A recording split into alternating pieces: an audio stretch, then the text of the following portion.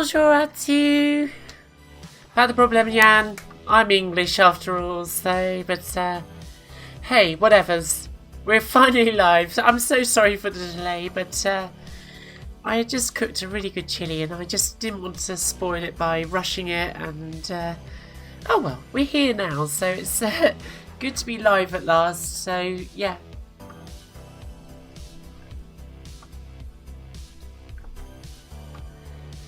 Yes, so we're good to go. So yes, Jan, thanks for joining us this evening. Anybody else in the chat, do say hi. It'd be lovely to hear you. I can see there's a few people listening along, which is all good. There are no obligations to join in the chat, but all I can say is that the people who usually join me for these streams are usually the nicest people in the world. So I hope the levels are good, guys, and you can hear me clearly, and that the music isn't too obnoxious. So just let me know if all is good, and we'll get going. So I just hope you're all doing well this evening. So yeah, I'm just going to get everything all set up here, guys, because literally this evening has been, well, it's been a bit rushed. It's been a bit rushed, but we're good. We're good. Good. Hello, Subjective Barnacle. Hope you're doing well. So lovely to see you again. So, hey there, 42. How you doing? Hello again. Here we are for another fun evening. So yes. The PV fam is in the house. So I'm just getting everything all sorted out here, guys. I'm just going to make sure that I can actually hear some music as well, because it'd be nice to actually listen to tunes, because I heard this mix earlier on. I just thought this is really good. And I should give you some more details about the opening track as well, because that was pretty awesome, wasn't it? So I'm just looking at my phone blankly, because despite my technical comprehension, mobile phones is something that's sort of kind of, I don't know, I'm a little bit passé really, but then there again I do pixel art on an Amiga, so goes with the territory. Okay, I think I have some music on my side. So I hope you're all doing really well, guys. Hey there, Bleed Easy, how you doing? So Jan asked a really good question about what we are going to be doing this evening. So last night I spent a bit more time on Lama-chan, and after we finished off on Tuesday, and I'm basically recording this as I go, so hopefully the frame rate keeps up with the audio and everything for you guys. But basically what I'm going to be doing is finishing off Lama-chan, and what I'm going to do is I'm going to condense this down into a smaller video. But what I'm hoping to do is that now that I've more or less finished the whole of Lama-chan, I'm hoping that I can actually point out some solid facts that are going to help you with your pixel art. There is one gap though, and that gap is about palette management. Now, I did a video all about how to create nice colours with a palette using hue, saturation and value, HSV, sometimes referred to as hue, saturation, luminance or luminosity perhaps, but palette management is so critical when you're dealing with any system that came out after, say, probably about 1995, around the Sega Saturn, Sony PlayStation era. So I'm going to do a separate video about palette management, because that is a topic in itself, and what you're going to see tonight is the results of having palette managed something to a specific plan. So yes, bear that in mind, but it's all good, it's all good. And the other reason why I'm really quite happy this evening is that this week I actually passed 500 subscribers. Yay! So that was the worst yay in the world, wasn't it? But I can't believe that over a year ago, it must have been about a year and a half ago, I was walking up a small hill, or mountain as we call them down south, but a small hill in the lowlands of Scotland, in Dumfries and Galloway, to this mountain lock, and I was thinking to myself about whether I go from here kind of thing with what I do in life, shall we say. And I had this idea that I should really maybe make some YouTube videos about like all this stuff I did 20 odd years ago, you know, pre-internet essentially. And here we are today. So I came down from that mountain lock feeling pretty energized about, like, I have a lot of stuff to be able to pass on and communicate to everybody. And yeah, here we are. So thank you so much for following me, everybody.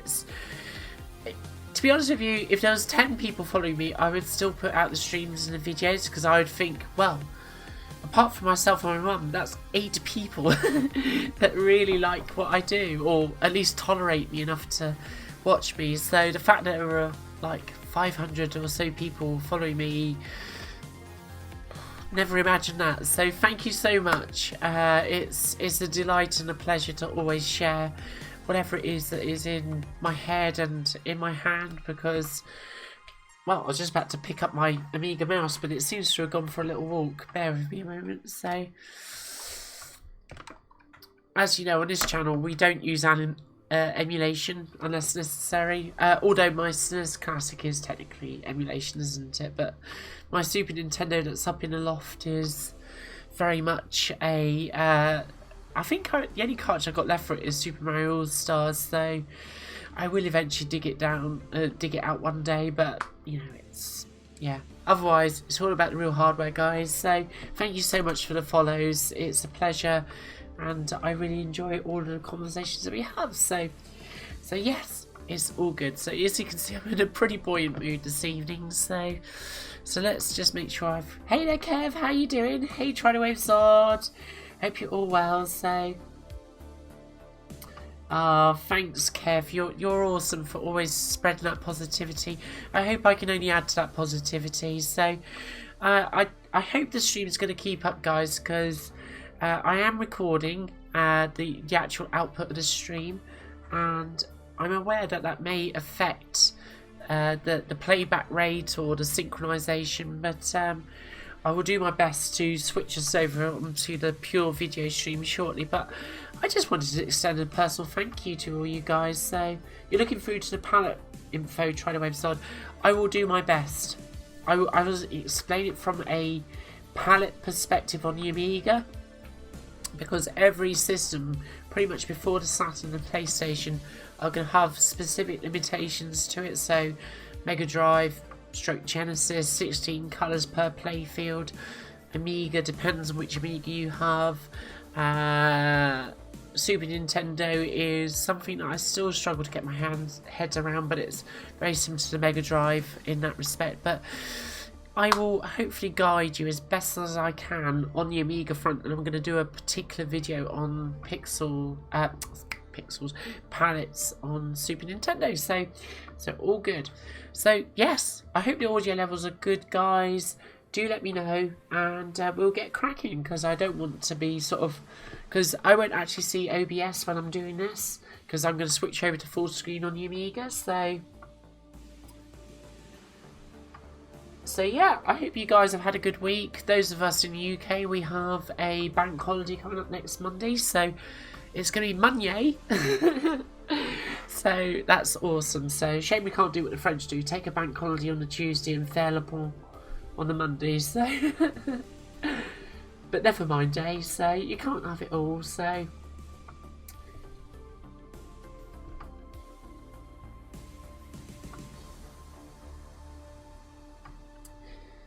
it's all good, yeah. Et yeah, ce n'est pas un problème si vous venez de la Pays-Bas, parce que je suis anglaise and I speak English as well. So I'm sorry, I can't help myself. Yeah, so I think audio levels are good, guys. It seems to be good here, but do let me know if the music's too loud. So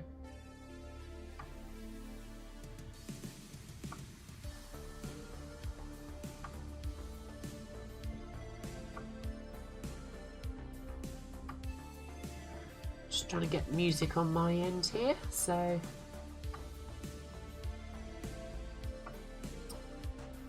I think that's working.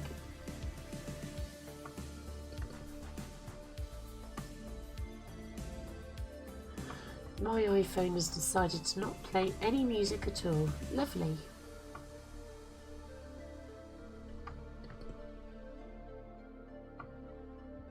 Maybe I'm stressing everything a bit too much.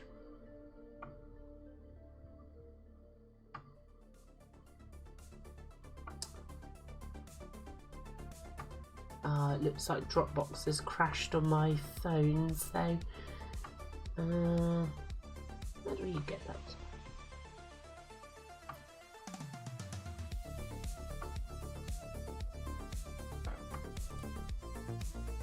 that? There we go.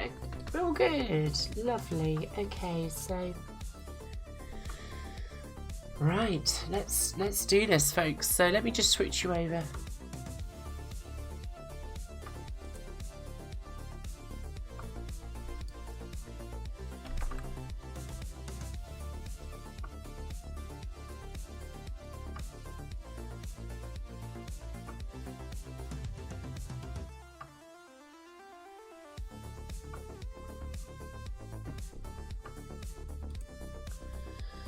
Let's go full screen here. Hopefully that will take the stress of this all down. So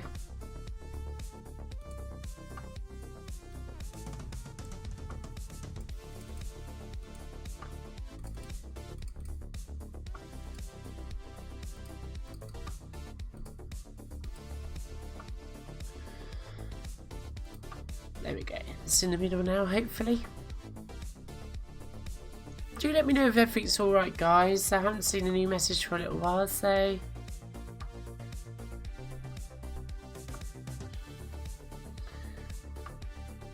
I'm just where the last time I recorded it in this manner. Oh, it looks like it's good, guys, so I'm just gonna hope for the best. So the last time I recorded this, it was a little bit hesitant in actually starting, but I'm going to assume that it is okay. So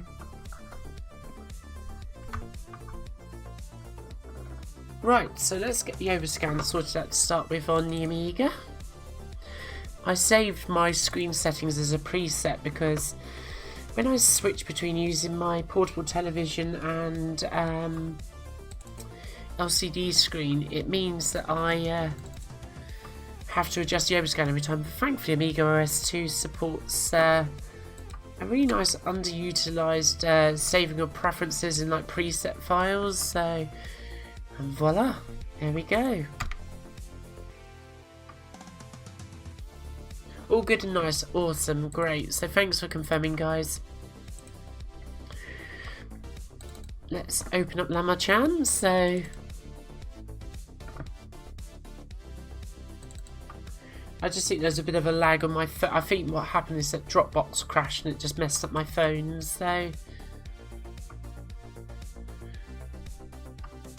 I'm just going to drop in basically the where I've got to.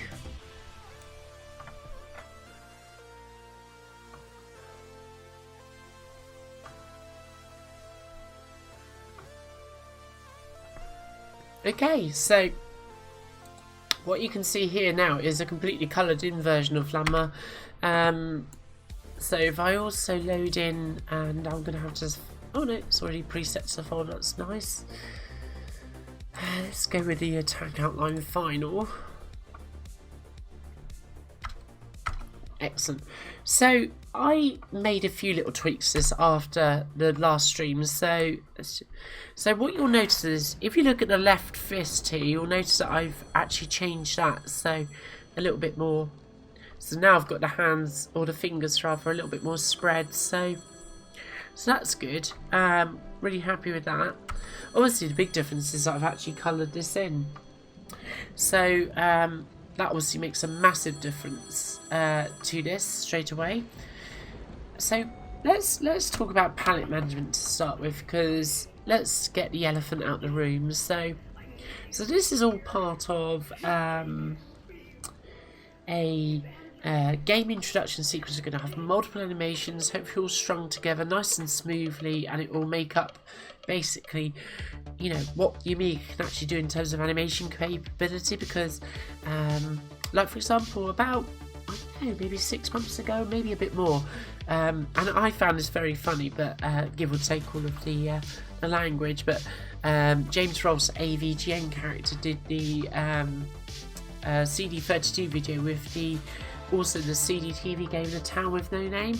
And if you look at the animation now, I don't like to say this, but it's crap. And it's basically, it has all the hallmarks of somebody who kind of knew what they were doing, but then used Dulux Paint to fill the gaps with like perspective for animation and stuff like that. And it's hideous palettes and all this kind of stuff. So, and I don't mean it in a really negative way. It just looks bad on the Amiga because it makes it look like that is all it can do. The truth is that somebody was assigned to that project who probably couldn't get the most out of what they saw in their own minds, let alone what the Amiga could do. So let's go to Treeborn Girl, because where this starts is actually with oh no, actually it won't be now, will it? It'll be in Pixel Art PG. Really need a better filing system, guys. Okay, so what I want to show you here is how this palette built up over time. Let's go with outline to start with. I just want to show you what this is. You didn't know about the presets, Phil? Oh, well, I shall show you all in a future video about that. So this is basically a background that I drew. You might have seen the time-lapse on Twitter.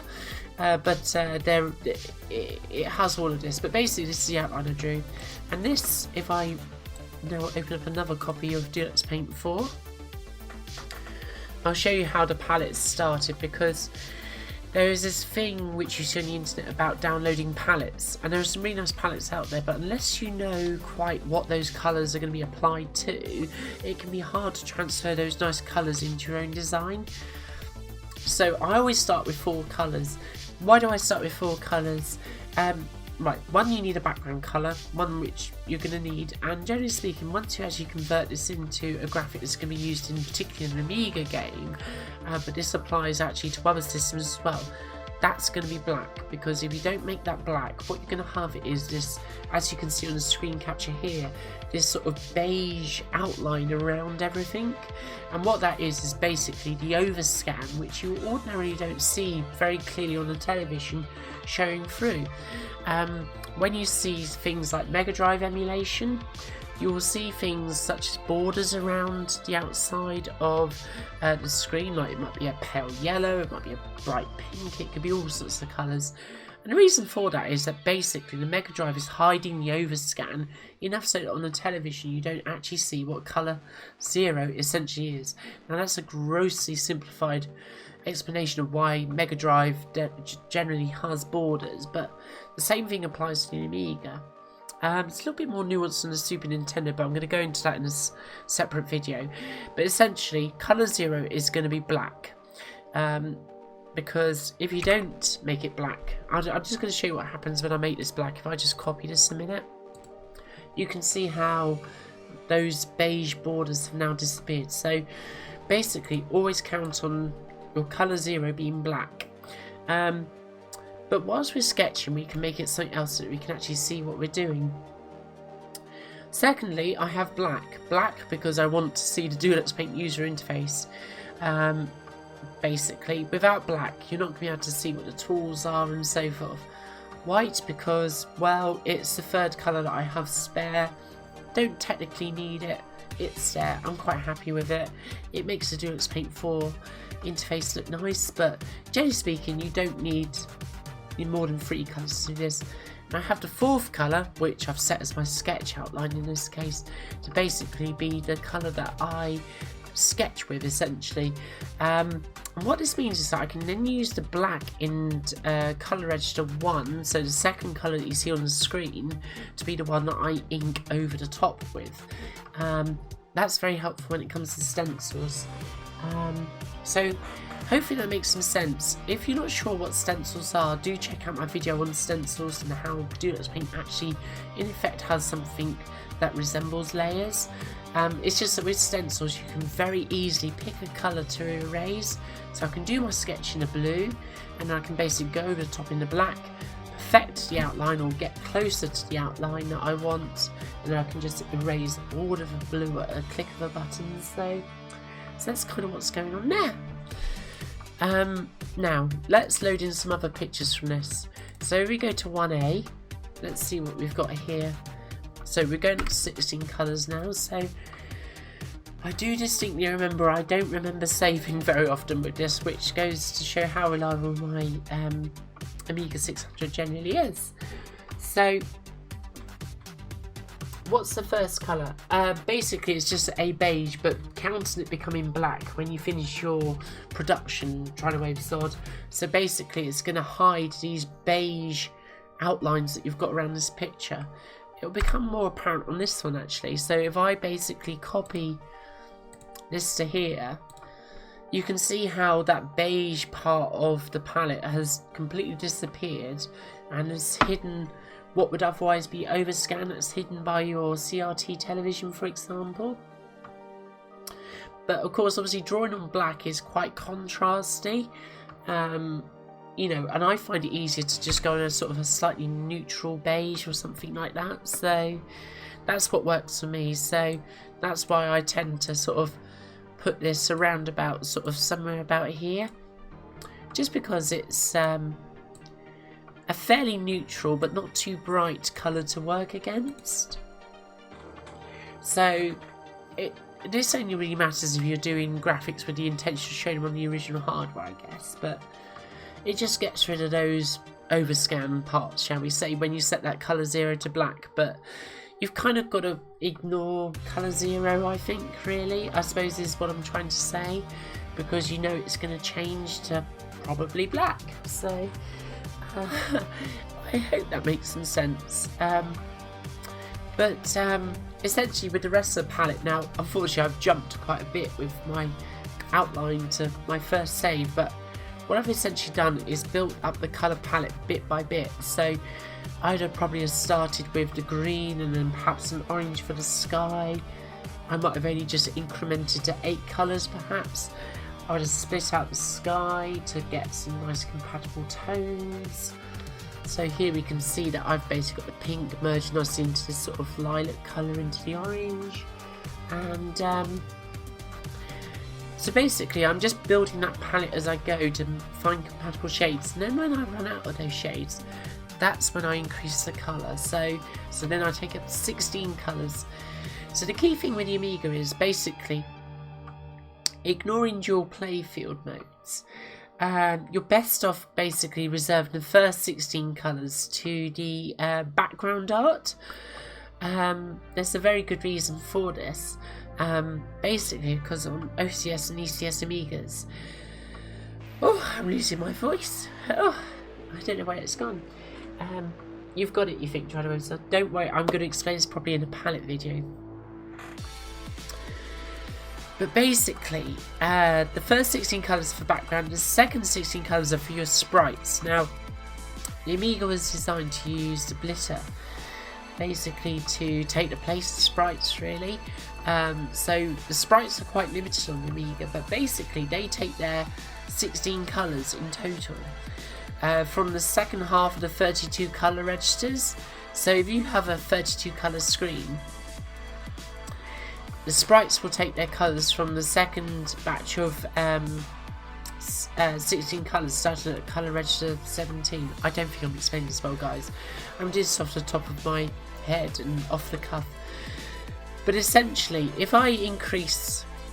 I'm going to show this visually because it's much easier. Sorry, I'm explaining this badly, this bit.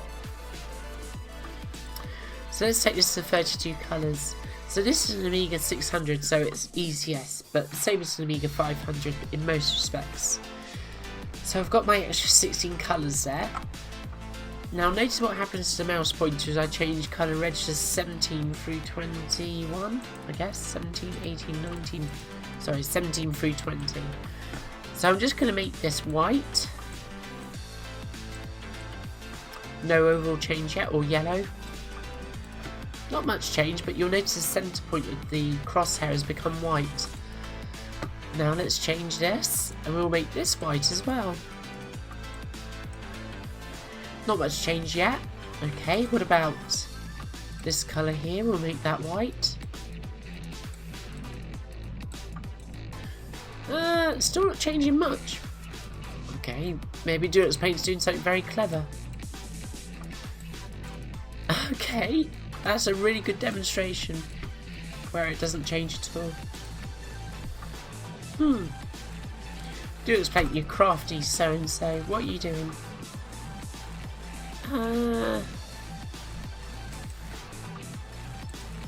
Oh, hang on a minute. I've just been really thick. Am I? Yes. Okay. Ignore what I'm saying now. I'm so sorry. I'm changing the wrong colour registers. Right. Okay. Now let's change 17 to white.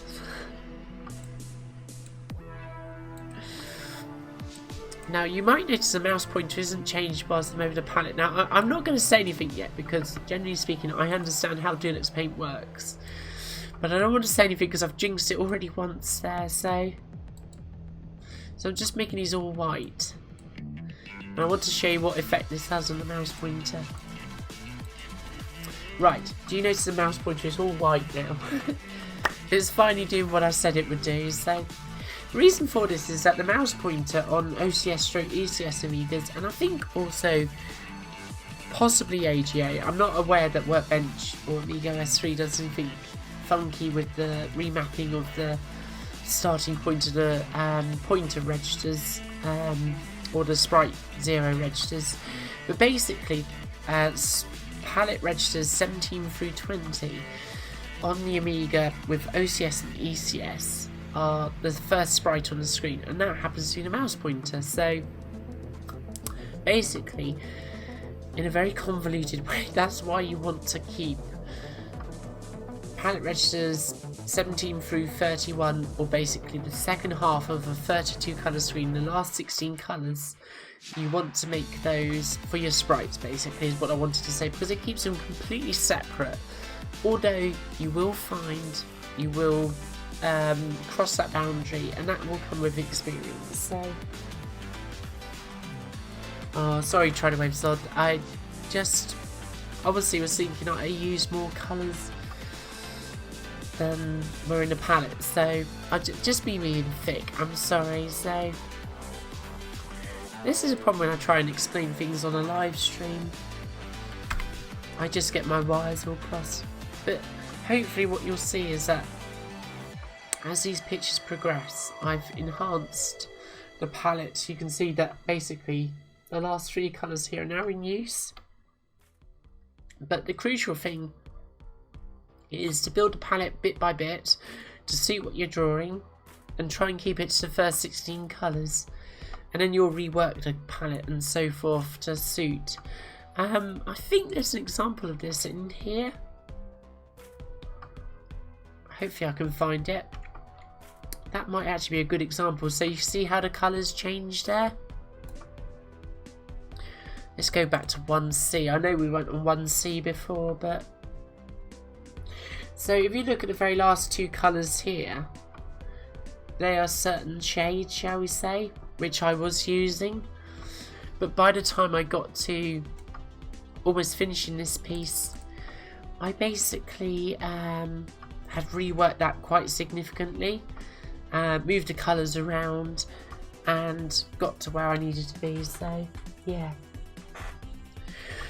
Right, well that was the worst explanation ever of why you need to focus on those first 16 colours, but whatevs. Try and do your background art as the first 16 colours, because it means that if you're going to animate sprites over the top of it on an Amiga 500 or any other Amiga with OCS or ECS, you're not going to run into palette issues. If you're going to use the Blitter, however, which is essentially what animation uses, like from Agnes or Alice as it is in the AGA chipset, you're going to find that these limitations don't count for so much, but they are helpful to bear in mind if you want to easily animate over the top of it with separate pieces of artwork that you've created, like I have.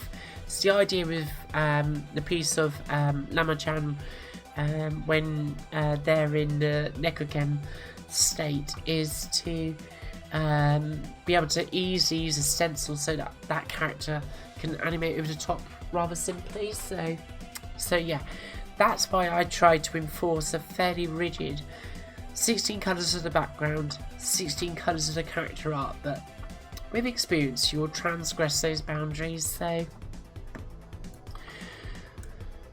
what I'm going to do is I'm going to distill the palette information into a more helpful video, because I think that was a pretty bad explanation, so I can only apologise. So, got to say. So, where else have we been with Lama-chan? So, obviously the hand expression has changed on the left there, but otherwise anti-aliasing, so that's the big thing. And so this palette here is actually been built from that initial 16 colours. You may recognise them slightly from that background art, because that's what I'm going to be using. So the latter 16 colours that I'm using for basically Lama, but there are some crossover and so forth, but essentially that's what I'm trying to stick to here. But anti-aliasing is a fine art to say the least. So let's cover a couple of techniques here. I've mentioned it a few times about drawing nice curves, so let's just zoom in here a minute and let's get the line tool up. So let's say you're trying to draw a nice smooth curve and you've done something like this. It looks a bit lumpy bumpy, as I call it. So what you want to do is try and even out these graduations. So what you can see here, if I just mouse around this, we're going from 2 pixels wide to 3 pixels wide, 3 pixels wide, fine, then back to 1, back to 3. It's not as smooth as it could be. So how do we fix this? Well, what you want to do is even out these steps. So what I recommend is to, and this sometimes requires adjustment of the actual overall width of your pixel art, but what I would suggest is to even this step out here, so this becomes 2. Let's set the background colour properly. This becomes 2, and then what you can do is you can see that now this is a step of 2, and now this is 3 pixels. And I can add another pixel there and it becomes a nice smooth curve, just basically by going from, so this is 3 pixels down, 3 pixels down. 3 to 1 is okay, actually, you can get away with that, but you don't want to go from 3 to 1 to 2 to 3 to 2. It's going to look a bit messy, and then back to 1, it's going to look a bit choppy. So it's just about getting smooth graduations in those curves. So there, that looks really, really odd. So what you want to do is just look at overall, how can I even this out? So I would probably take a pixel away there, and so it makes it 2 into 3. And I might actually just extend this one here, take a pixel away there, and like so, and that just smooths it out somewhat. It's not the perfect curve because obviously we've got 3 pixels in here, and the only way to even that out is to literally just come down like so. So you remove the step of 3 in the middle there, and you basically finish with a step of 3 there. So, oh, thanks, Shredderwave. I'm so sorry that was a bit of a scrambled. It felt like it was a really scrambled explanation in my head, but I'm glad it was helpful. So I will proceed this into a better instruction, shall we say. So, okay, so that's how you would draw a nicer curve, shall we say. So it's making sure those steps are nice. It doesn't always work, and one thing I will say is that when you come to large scale pixel art, it doesn't always work that way. So for example here, we can see that we're stepping between 1 pixel to 2 pixels to 2 sets of 1 pixels to 2 pixels to 2 sets of 1. It's a bit rough and ready, and that's where anti-aliasing is going to be your friend. Now, anti-aliasing, when you do it sort of quite, I don't mean this in a bad way, but quite basically, usually means getting a tone in between and sticking it between the pixels, sort of almost like so. And what you'll find with that is it just doesn't really work. So like there, it's not really anti-aliasing at all, is it? Because nothing's really fading into it. So you either need to create a new shade, or what you need to find is a compatible shade in your palette already. Now, if you've got palette registers free, so for example all these bright green ones, I know for sure they're free. The bright pink is possibly free as well in what I'm doing, but yeah, essentially you need to find a shade that is similar in terms of luminosity and in a similar level of saturation is going to be good. The actual overall value could do with being somewhere between what you're going from and to, but it isn't essential. So I can tell that this mauve here is going to be better than what I've been using so far, so that blends in a little bit better there, like so, and you can see how it's smoothed it off a little bit more.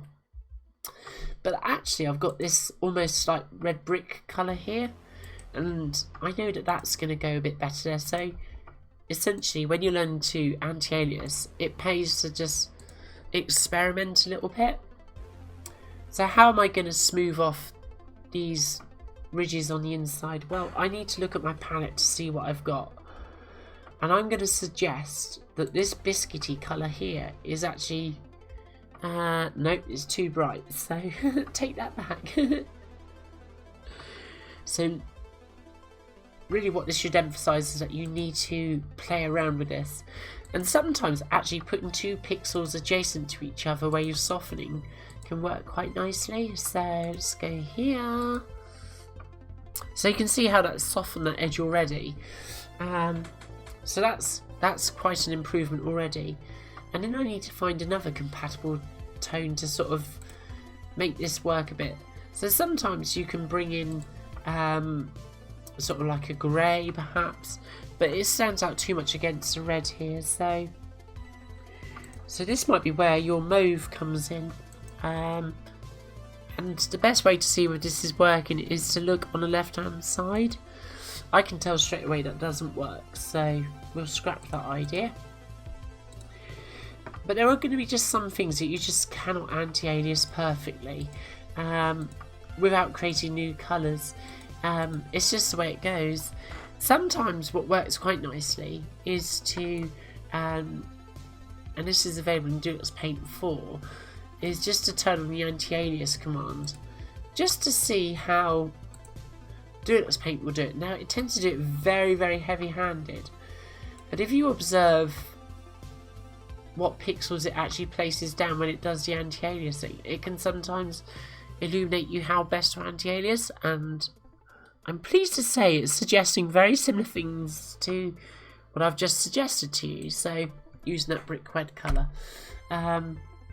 So yeah.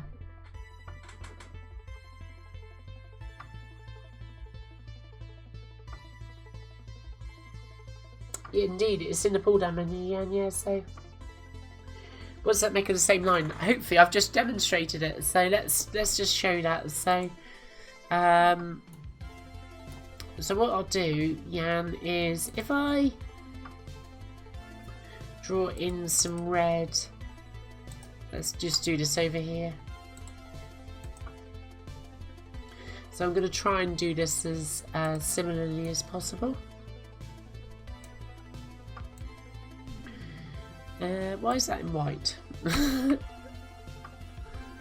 it's because I've got the polygon tool selected. Okay.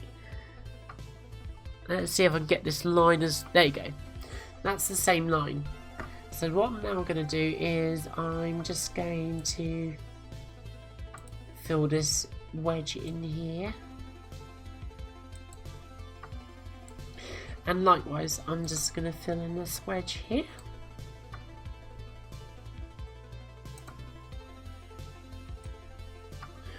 So roughly what we've got here is a simulation between the two. It's actually that red. Sorry. Okay, so let's create two of these.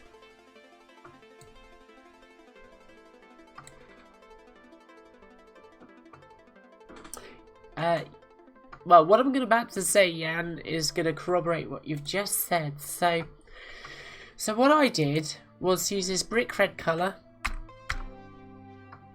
and essentially what I did was use 2 adjacent pixels just to smooth that little sort of jump, shall we say. And how do I know that? It's just purely down to experience. It's one of those things that the more you do this, the more you will get used to it. It's not perfect, but it's probably about the best result you're going to get without creating a new colour, which sometimes is the best thing to do, is just get it as good as you can, create the rest of your artwork, and then come back and see if you've got any palette registers free. So what will Deluxe Paint do now? So let's see that. So we go to anti-alias low and drag that down through here. Okay, so it does do quite a nice job with the brick red there, but it does create quite a heavy line. I don't dislike it, but it's just a little bit chunky for my own tastes. But it does show essentially this, actually it's probably the lighter mauve colour, isn't it? Let's get these shades right. Where's it getting that shade from? Is it the grey? No? Oh, is it this one? Nope. Where is it getting that shade from? I can't see it in my palette. Oh, it's... Okay, that's interesting actually. So what Deluxe Paint is using there is that colour 0. Because it will do, but the problem with that is that if you use colour 0, when you convert this into something you want to use for your Amiga background art, so this corroborates my first point, in a game, look what happens to it, because you're not going to want those mauve or very pale mauve borders around your artwork. And if you've created a palette doing that and then use Deluxe Paint's anti-aliasing, you're going to have this nasty stepping. Not so good. I'm going to undo that a moment. So it's made a nice anti-alias line using the colours that are available, but the problem is it's used that colour 0, which, to be fair, is actually quite similar to what it was trying to anti-alias. So let's just try that again by changing colour 0 to something that is completely different. There you go. And what I'll do is I will just turn off the anti-alias in here. Copy this. Drop that over the top. And we'll do it again. So now it shouldn't use that colour 0, which I said to avoid. And fortuitously, it actually proved my point. So...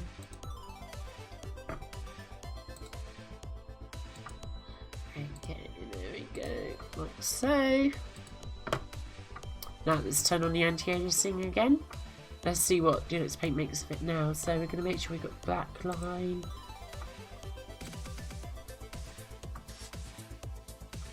Okay, so you can see what I mean about, even when you've got it set to low, Deluxe Paint is always going to create a much chunkier line when it comes to anti-aliasing.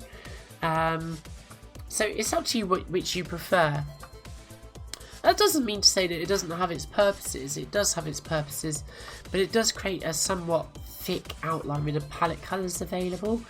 And you can see Deluxe Paint has also picked up on this little mauve shade which I mentioned. So I wasn't too far off the mark, was I? So, but for me personally, I much prefer my anti-aliasing because it's just that little bit more subtle. It doesn't look like much, but actually it's probably going to be more effective. So yeah.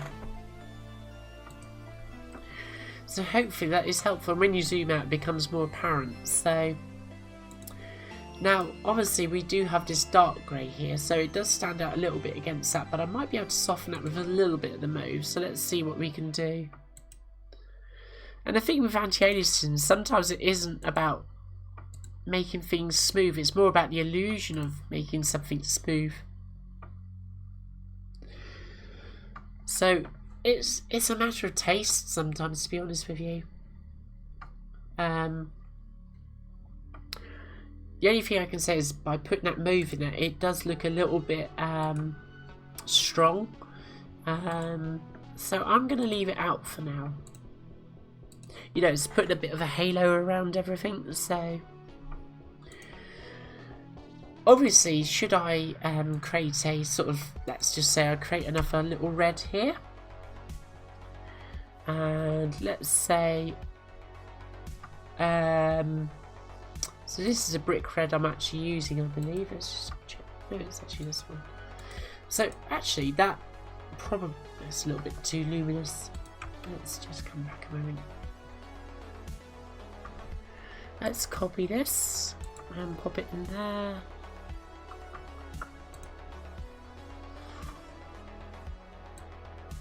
Oh, don't want to change the hue. What am I doing?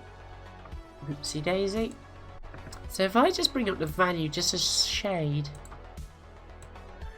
let's bring it over here, take the saturation down a bit.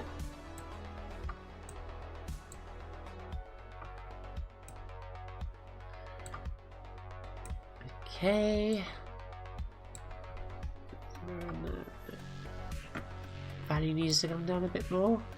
So it's just finding these sort of like little bridge tones almost. Saturation up.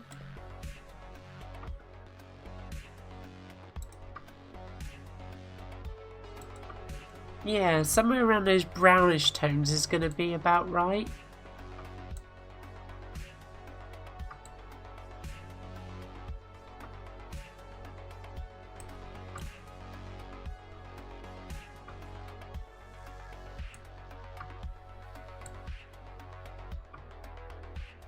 Yeah, somewhere around there. So this is going to just help you to smooth those curves out a little bit, and it's just going to really be by eye what works for you, really. The only thing is that when you add pixels to the outside of this, it starts to make that line sort of bigger again, and it comes down to taste. I'm going to stick to simple, because I think that works best with these particular shades here. So yeah.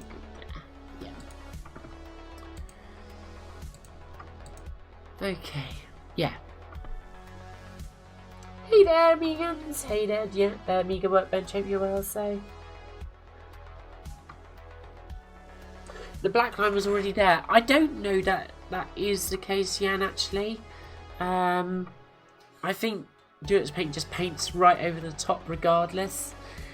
The line that I drew was exactly pixel for the black line that was below. So in my experience, I tend to find that the anti-aliasing in Duets Paint is using that command is just a little bit strong, but your mileage may vary. So what I find quite nice also with anti-aliasing is just to basically put the in-between shade, obviously, on the sort of like the pixel that is bridging between those gaps. So here you can see how that's nicely softened the outline of the shirt here. So yes, that's another little tip there.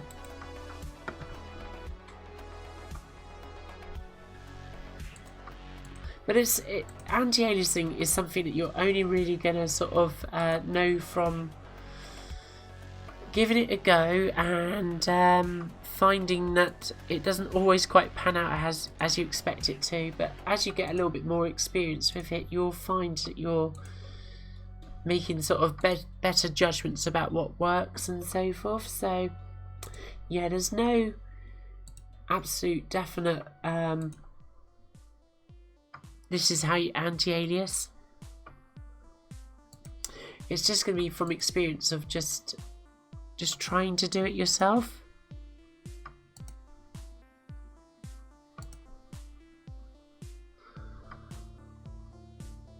And in this case, I'm actually trying to preserve some of those black outlines because that's kind of what I'm going for. But otherwise, you can just create a sort of a very compatible shade and just use that as the outline, which I've kind of done elsewhere on here actually. Let's show you that. So up here around the mouth, originally that was a black outline, but now actually what I've turned it into is sort of like a grey and sort of biscuit colour outline. So sort of like a very sort of dull beige, a very desaturated beige from the original black. So that's what helps soften that out. So that's how you can use a sort of shade that is somewhere between black and what you're actually trying to match against to soften. A similar thing has been done actually with Lamar's hand just down here as well. So of which I haven't quite finished, but let's see what we can do here. So I'm just trying to soften out these little bits of the hand there, so just to make the fingers just that little bit less strong, shall we say. And you really got to pay attention to what's happening on the left hand side of the non-magnified view to make the very best out of this, I think.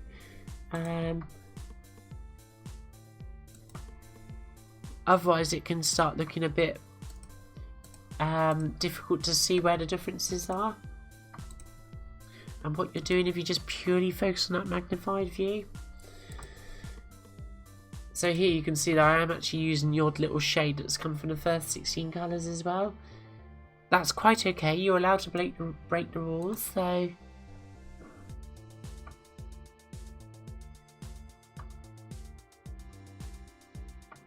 Oh, thanks, Yen. Yeah, it is a bit more subtle, but it's to your own taste, isn't it?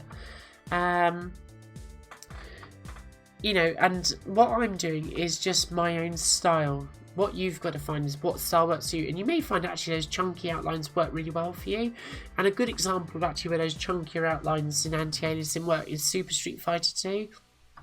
Well, that's just, not just Super Street Fighter 2, but Street Fighter 2. Look at the outlines on the characters in there. I don't know what, off late I've just been saying Super Street Fighter 2 with saying super superfluously. But if you look at the characters in there, you can see that Capcom obviously preferred the chunkier anti-aliasing.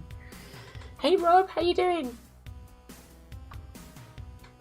Yeah, it's a patience game, this one, so I do find it a big chill out, I'll be honest with you, but I also quite enjoy the end result, so... But I guess I must spend quite a bit of time doing my own artwork, so... And I know that sometimes takes a little while to come together properly, so... And I'm a photographer, I've spent ages in goodness knows wherever I've been over the years, just waiting for the right moment, so... maybe patience comes naturally to me, so...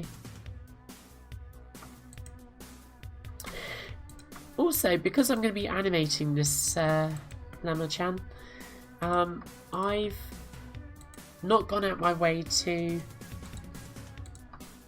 anti-alias everything on this. And also, more importantly, I've actually saved the original outline. Because obviously if I hadn't, I would virtually be starting from scratch again to redo this. It would be really, really difficult to animate from this, so you want to keep your outlines, folks. So I think this little pinky tone here is going to look quite good here. So this is the next sort of like anti-aliasing, is this stepping thing, so where you combine more than one colour to blend, but there are limits to it, so you can see here it's looking a little bit obvious. So sometimes what you want to do is buffer what you've got in the middle with a lighter tone. Sometimes, that is. Not always, sometimes. But the key to anti-aliasing is just experimenting and be prepared to go back over it. I also find pixel art incredibly rewarding. When you get it right, you just get this feeling that you're, creating something nice, so...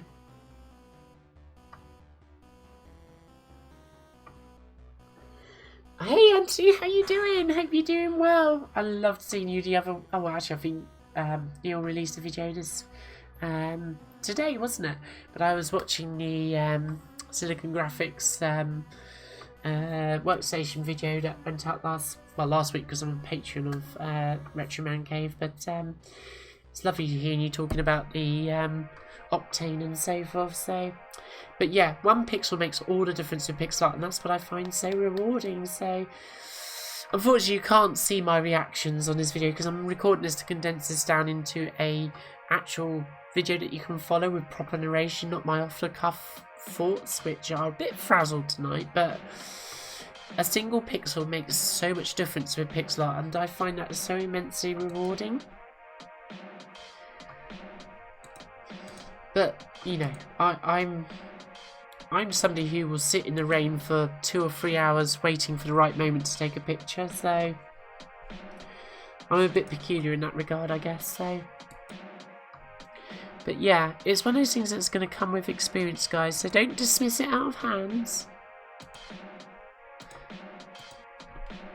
Hey there, Dave Paul Jones, hope you're all well. Give it a go, helps grow the community. Amiga Workbench, that's the spirit, yes.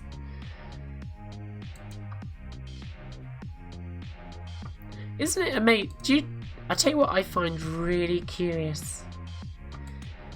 Between, I think, most observant people, it seems that, I'll tell you what I've got still switched on here is the anti-aliasing effect, so it's actually silently changing my pixel colours as I don't want that, because I was thinking, hang on a minute, I'm putting these beigey tones down here, why is it changing them? Don't change them. That was Do It's Paint trying to do its best, but actually I'm telling it do something different, and I'm not going to lie, but I think I'm doing a better job of it than you do at Paint. So human beats the algorithm once again. So, but isn't it interesting how even though we may not all be artists, we generally all know what looks good? Isn't that fascinating?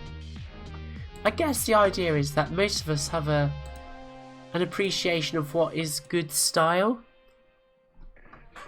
but some of us know how to manifest that physically, shall we say, or have at least taught ourselves enough to be able to do that. It's interesting, isn't it? So I just find that curious. Maybe that's just because I think too much about this kind of stuff.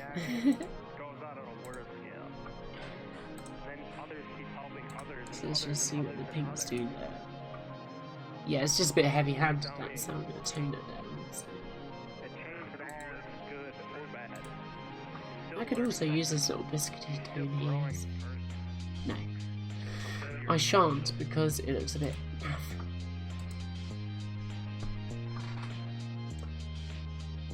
Hey Dave Paul Jones, hope you're well, so hope you're good, so... You moved your mouse pointer a few times over the YouTube video. Yeah, that's so funny. I did that the other day. I was moving my Amiga mouse around and I was wondering why my Mac wasn't working. I was just like, come on! I was blaming it on Bluetooth again, so... But yeah. Yeah, no worries actually. It was really interesting to hear your insights. So sadly, at that particular era in the industry, I was probably all of 15 years old. In the mid-90s, and yeah.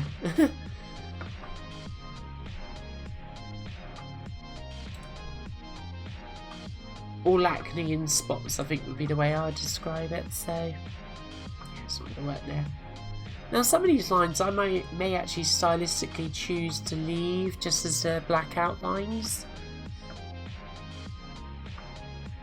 because that can work quite nicely, so I'm beginning to wonder whether I do that here.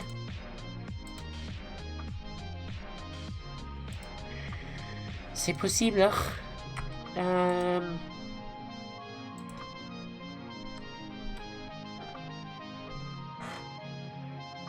I might just leave that as is at the moment, so I may come back to that, but one thing I can do is actually tidy up these little bits here. So again, I can just use this little tone here just to bridge these gaps. And the other thing that you might want to do is just emphasize a little shadow just by colouring the little gap in there where I've sort of tried to indicate that the material is creased. And then I can just drag in a few little details here and there, so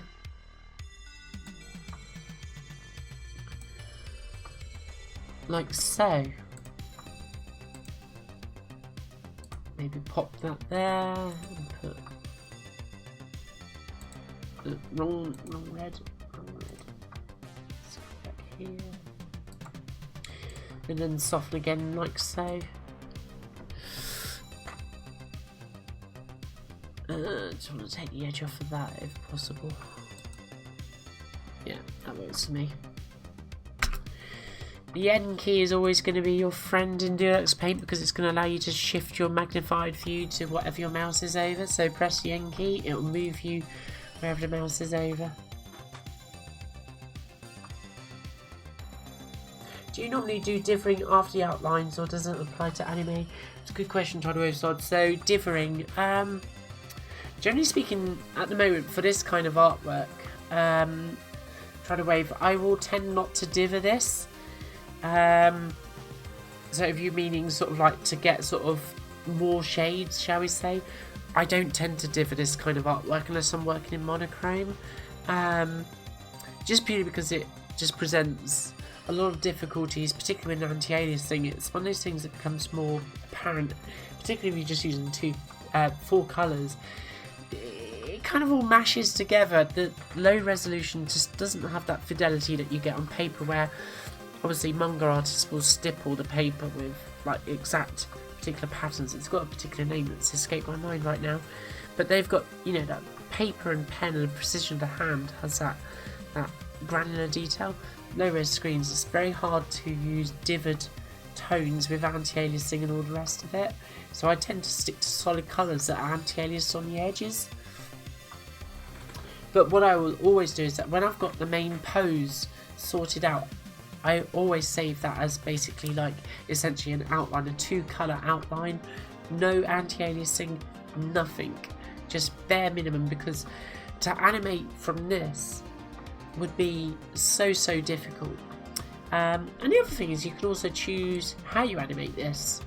You know, it doesn't have to be a sort of like a Z-axis, like a, say for example you want to come from the distance to the foreground, that would be sort of like a Z-axis thing. And then you might want to get it so that, in this case, Lamar is actually moving across the screen, so you have like an X-axis movement as well. Very complicated to animate, particularly with Z-axis, because obviously essentially you have to redraw your main character for all of those frames, you know, to get the smoothness. Or you can use, obviously you could pick up your brush, like so, and you might say, okay, I'm just going to halve you. But you can see it just ends up very dotted. It's not a bad place to work from to fix that, but when you get to the full size and you want to do something in between, so here I will just reduce a little bit. Obviously I've lost the perspective there, but it becomes very difficult to work with that. So what I've tended to do so far, and this isn't the case for every animation I've done, but is actually to think about what I'm animating in the first place. So I might decide, well actually I won't do a Z-axis animation as such, but what I will do is do an X-axis animation, so it's actually going across the screen, and then I'll change the way that the background is animated to kind of falsify the perspective. So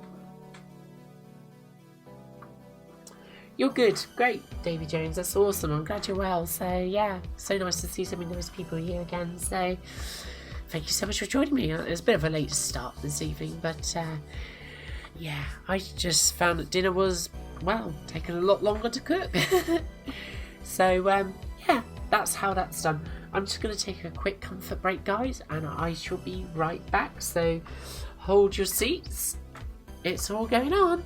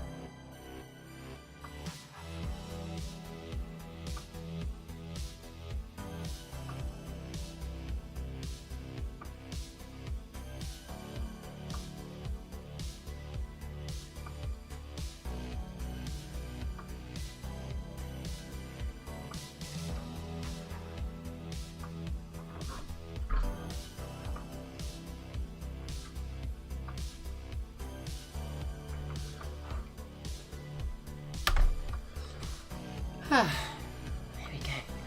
So yes, if you have any questions about what I'm doing throughout this whole process, just make sure you throw it down in the chat. So, really interesting questions so far. So what we'll do here, I'm kind of thinking, maybe.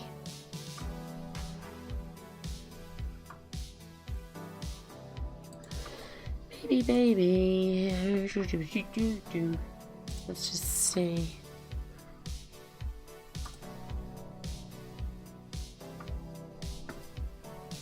I just wonder about this move again. Yeah, it's just a bit bright against that, but I might get away with it here.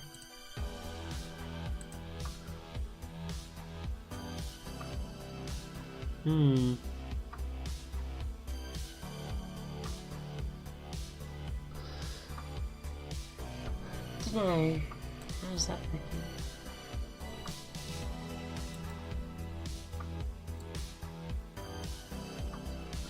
Let's stick with something simple here.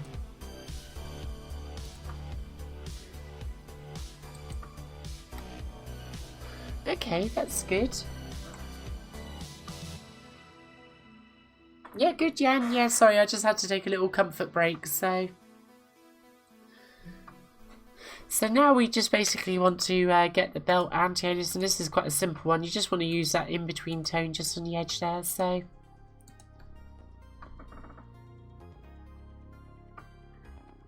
How do you increase and decrease your palette? So, do you mean in terms of the actual overall colour count, Wave?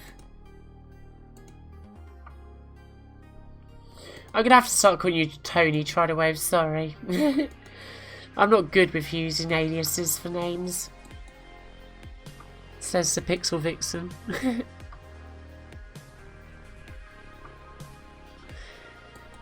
If you want to just clarify that, I'll show exactly how to do that. So,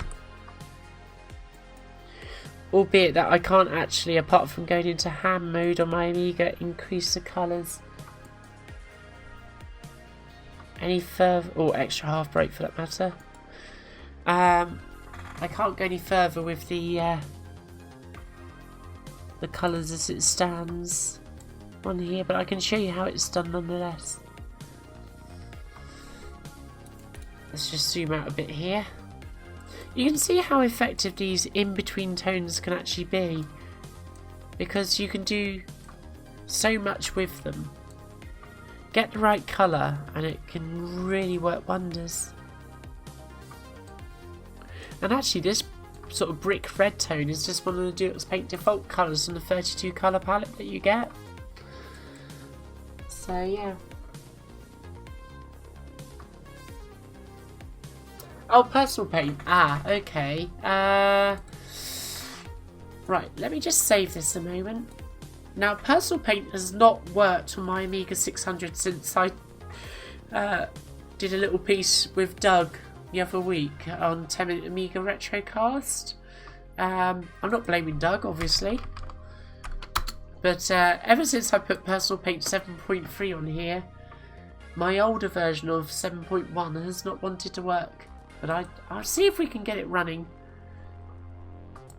I've got a feeling that it's because I've installed some libraries in my libs folder, so let's just have a look.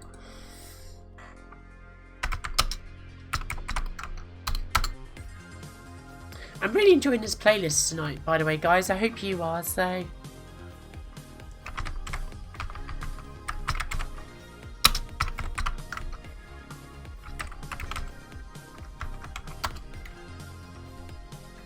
I'm just getting rid of these libraries because I had all manner of problems getting Personal Paint, the new version, to run on my Amiga 600, and I've got a feeling that now that I've got rid of those ones, it might now work again.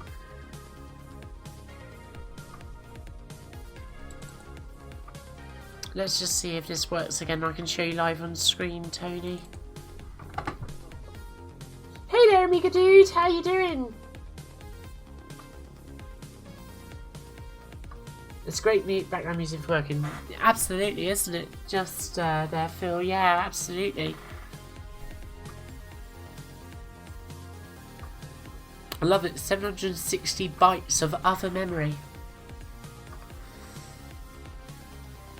Come on, Personal Paint. This is why I don't tend to use Personal Paint. It's slow. It is slow. There you go. Right. Oh, that's the worst ever. I was trying to write the number 8, but basically 8 colours here. So what you need to do is go to Project, Image Format, and then you can basically increase the colours. So if I want low res, 16 colours for example. There we go.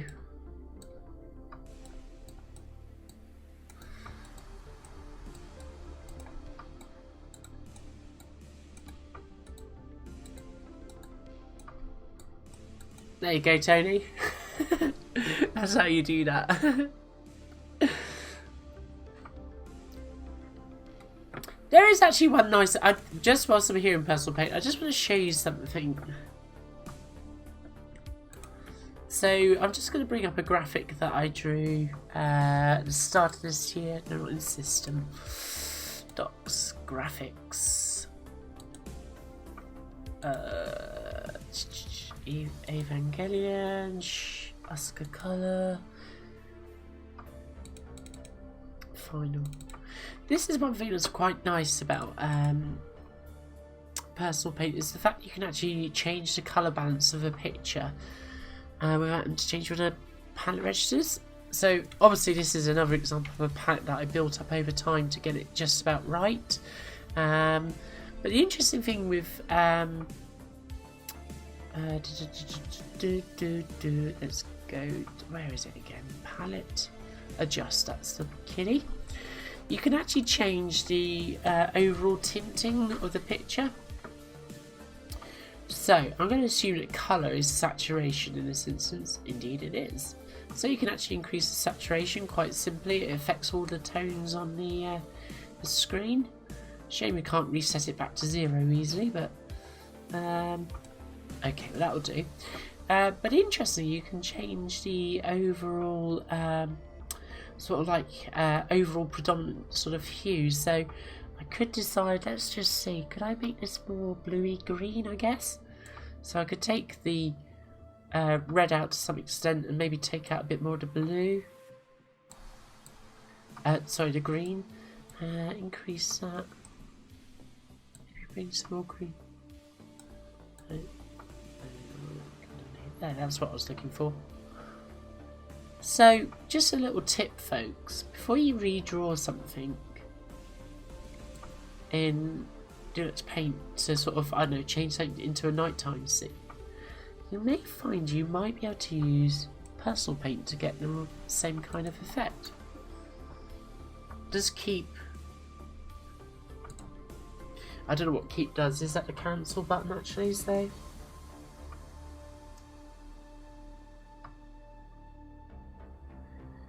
Yeah, that is an awesome... I'm going to tell you more about that final fight music in a minute, Try to Wave. Yes, it is. So, yeah, thanks, Phil. That's... yeah, Oscar is... Well, if you watched my Japan Expo video, it's not particularly Amiga related, but you know me. Obviously, I talk about Oscar in that a little bit. So I like Oscar. She's a complete. I don't like saying this because usually I don't use strong language, but she's a complete bitch. But she has her reasons. So, but basically, it allows you to do a quick and dirty conversion of something. It may still need a bit of palette tweaking here and there, but it's going to be a lot quicker than adjusting it manually. So, how do I know what this stuff, Amiga dude? Well, I bought my Amiga 600 in 1993, so that's 26 years ago, and apart from a somewhat long hiatus between 1999 and 2018, I spent 6 years drawing pixel art in my teens, and I'm just a bit of an Amiga nerd, really, I suppose, as well. So that's how I know this stuff. I've also got I have a very fickle memory, but when something sticks in my memory, it will never ever go anywhere, it seems. But if it doesn't stick in my memory, I've forgotten it 5 seconds later. It's a very strange memory that I have. So yes, it's but that's personal paint. I better let my Amiga 600 breathe, because she's only got about 1 megabyte of chip RAM left. So, but yeah, that's quite a nice feature, isn't it? And you could make it even more nocturnal, I suppose, but you've got to be a little bit careful because you can overdo it. So you might want to bring the contrast up, the brightness down, and you can start seeing it looks a little bit muddy now. But to be fair, you could probably get away with even that. I think if you increase the red hue just a little bit, but once you've taken the red out, it's gone. So as you can see here, adjusting that red is doing absolutely nothing to this picture because we've taken all of it out. It's got nothing to calculate against. You could just bring a bit of green in there, and that might actually, yeah, that's quite interesting actually. Don't dislike that at all. Yeah, for a quick and dirty conversion, what I would do is I would obviously brighten up the street light to make it properly nocturnal, unless it was a power cut. So no, exactly, you're right there, Jan. So that's exactly what I just said. Yeah, so you have to add the colours back to get the light back in, so the street light there. So but yeah, this picture of Oscar is I've drawn the Evangelion characters for many years, by hand that is, and but the background is actually semi-based off of an actual scene in Tokyo, so spot the skyscraper times though. But that's basically how that all works, so thanks Personal Paint.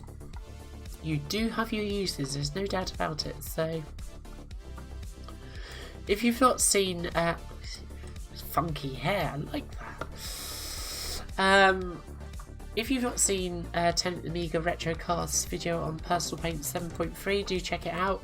Not just because I'm on there, obviously, but it's a very interesting video. Doug goes into things in ways that I probably wouldn't. So yeah, awesome.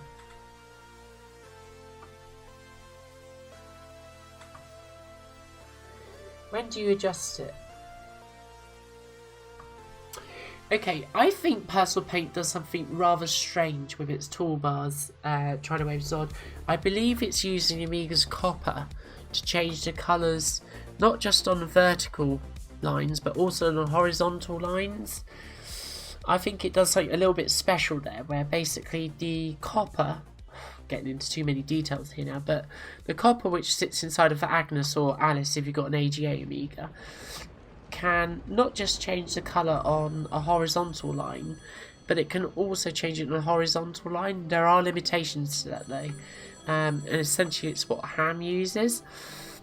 And I have a feeling that Personal Paint does something very clever with its toolbar compared to Deluxe Paint. So, oh, that's amazing, Sabretooth Barnacle. I'm glad I'm not the only one that has this kind of memory. So at first I was quite alarmed at how much I remembered, and then I was quite alarmed at how much I had forgotten, and then I was alarmed at how much I remembered again. So yeah, the memory is a very fickle thing, but it's so awesome that you're able to remember your imagined stuff from back in the day as well. So, but I think the thing is that I was always much more of, and you know, I don't mean this in a bad way to anybody who does tinker with hardware and stuff. I'm not a hardware person. I was always much more about doing stuff with my Amigas, which I'm sure we all were, but I didn't understand all about the hardware and everything. That was just well beyond my knowledge and so forth at the time. Like, for example, I understand how the Amiga works, because clearly somebody who can go on about the copper obviously knows how it works, but you know, if somebody said to me, "Oh, my Amiga's broken," I'd be just like, so it's just not my forte. But yeah, I suppose I just spent all my time actually using applications rather than tinkering with the hardware, really. And that's why I kind of know how to do that stuff as opposed to how to replace capacitors and other shenanigans. So, and also the other factor is that I spent a good 5-6 years programming the Amiga operating system directly. So back in the 90s, obviously, not recently. I've forgotten all that stuff now, but you know, GAD Tools library, Intuition, graphics library, and all that stuff. So yeah.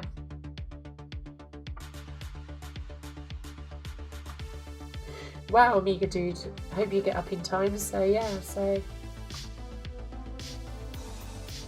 lovely to see you again anyway, so yes. My phone is very busy. Yeah. It sure is, Jan. It sure is. But hey! Good company's good company, huh? Yeah, I'm the same too, Sabertooth. I have this thing at the moment which I'm hoping doesn't persist. That I get to about Wednesday and then I get confused because I think, oh, is it Tuesday yet? And then I realise that half the week has already gone.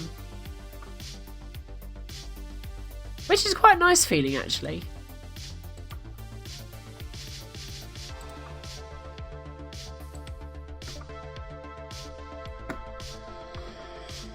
So you can see how anti-aliasing is really just about getting that right tone, because here I am basically using that one brick red tone that I've been using for the vast majority of this anti-aliasing activity. It really doesn't have to be complicated, guys.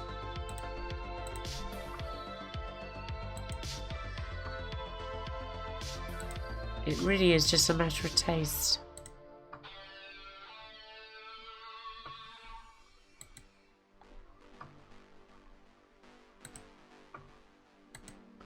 So my plans for this are basically to present a animated short of sorts at Amiga Ireland next year. It'd be so nice if we get to catch up there in person if you're going. But obviously don't worry if not. Sadly I can't make Amiga 34 in Neuster, so I'm working that weekend photographing a wedding, so yeah.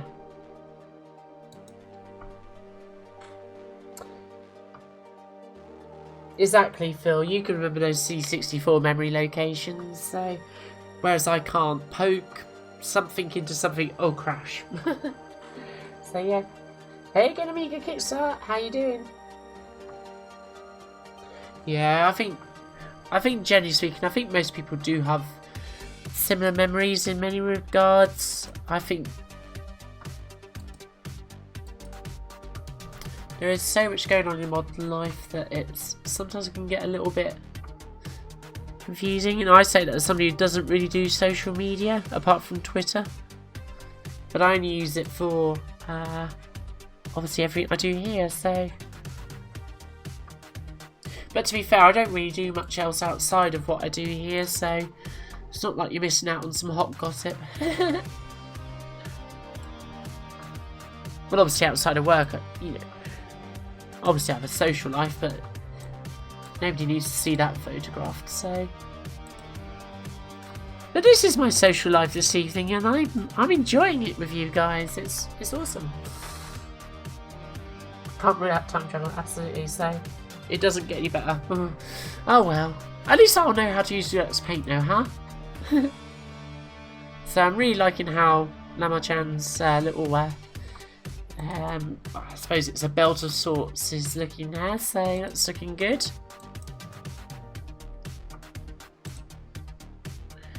Let's get these little bits here done, so.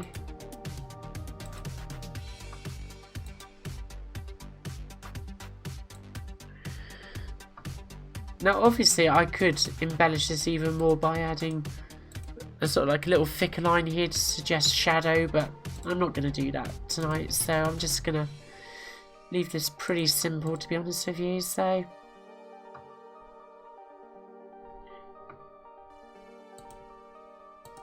Actually, that looks quite nice. Let's leave it there. Okay, then we need to come around here.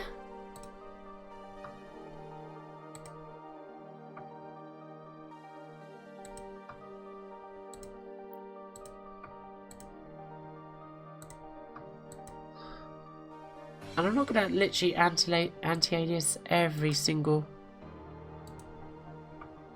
part of this.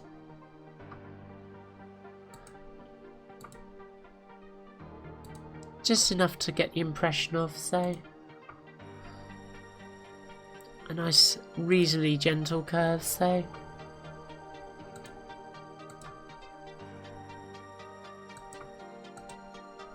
there we go.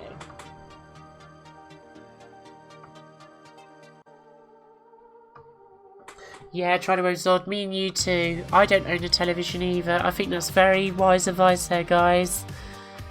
Ditch the superfluous things that you don't need in your life, and there is a lot of that.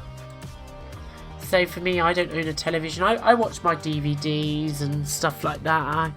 I will eventually upgrade to a Blu-ray player, because I'm down with the kids like that, you know. So, but I don't have Netflix or anything like that. So, but yeah, just get rid of the things that you don't need in your life.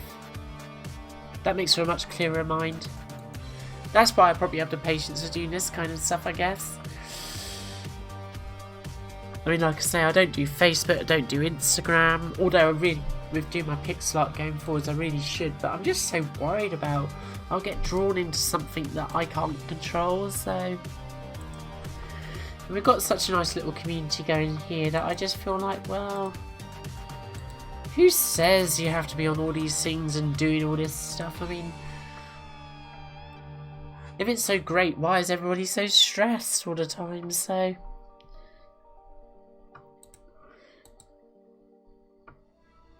But if you enjoy it, that's all good, so... It's just not for me, personally, so...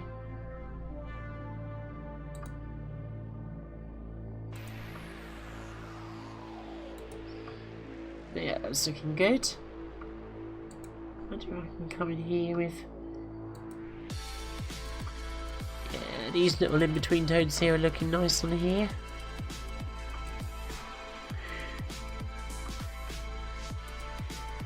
I mean, obviously I'm drawing this on an LCD screen, you're probably watching this on an LCD screen, so... But you can see how with a CRT, which would smear out so many details, would just allow you to get away with, essentially, murder in days gone by, so...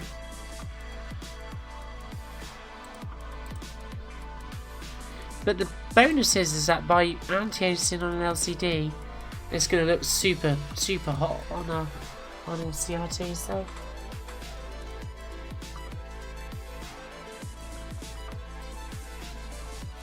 Can we invent gossip? I suppose we could, Sabretooth, yeah. How about cartoon series? Amiga Kickstarter is a great idea.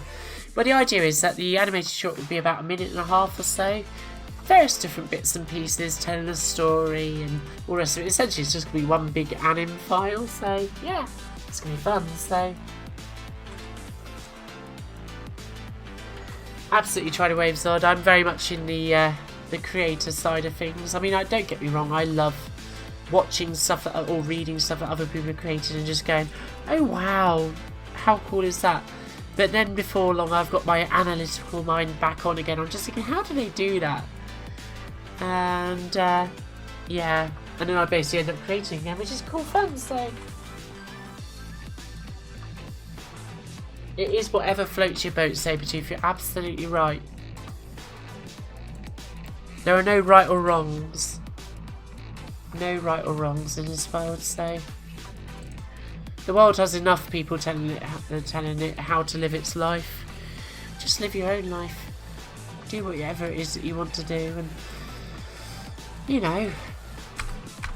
I seem to be spinning around a very hot star. Doing pixel art on a 26-year-old computer. And I'm having a good time doing it, so... I'm not changing the world by doing it, but I'm having a good time. But my ego is sufficient enough to not need to change the world, so...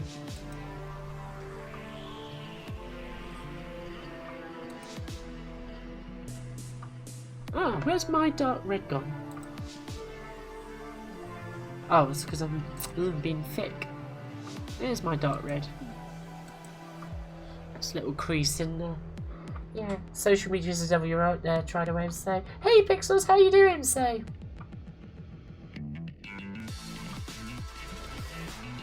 I like the redubbed Evangelion. Yeah.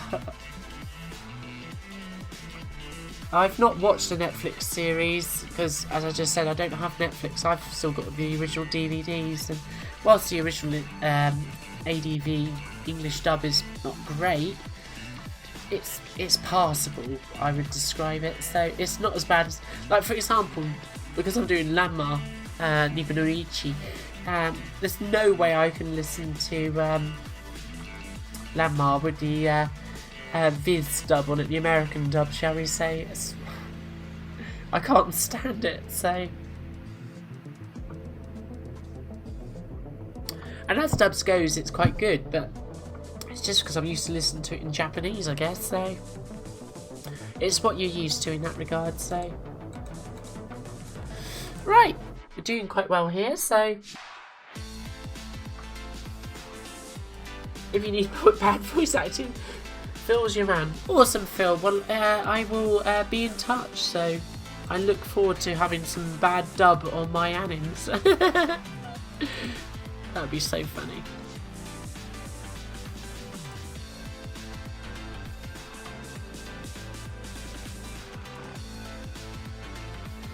Director, yeah, there's quite a few, isn't there, Anthony? I think main actor is another one that's quite good for doing it, so even Disney Animation Studio will allow you to do it, so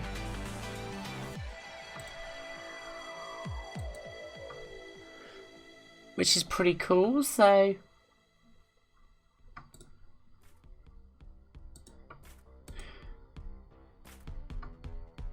and save it if I'm going to upload to an Aminet, of course, yes. Yeah, I'm not going to keep these locked away on my hard disk, compact flash card forever, so they will be shared.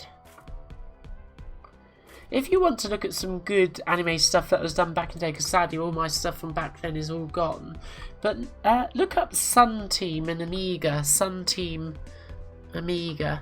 They do a lot of PC engine based stuff these days. Spot the similarities, huh?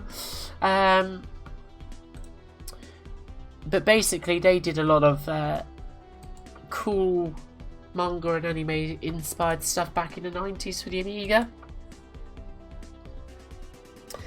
And they did a few good demos as well, so they're on YouTube actually. Look them up. I only wish I knew about them back in the day. I just had no idea that there were other anime geeks with Amigas out there, so... But this was pre-internet, so... Have I tried graphics too? It's just supposedly like did its paint asked to try to wave. My PC, I never got on with it though. Same here, try to wave, can't stand it. If it's meant to be a homage to Do It's Paint, I don't get it. I really don't. And I don't mean any disrespect by that, although it does sound quite disrespectful. Just, yeah, not for me personally. I much prefer A-Sprite. That's good. A-Sprite rocks. I remember when I did my first full pixel art tutorial on YouTube, because I had problems recording the output for my Amiga, I thought, well, I'll tell you what I could do is I could just record a bit of this from A-Sprite on my Mac. And I was very honest about it. I said, oh, I'm doing this on my Mac. And literally one of the first comments I got was just like, ooh, call yourself an Amiga user. It's just like, oh, okay. So, yeah.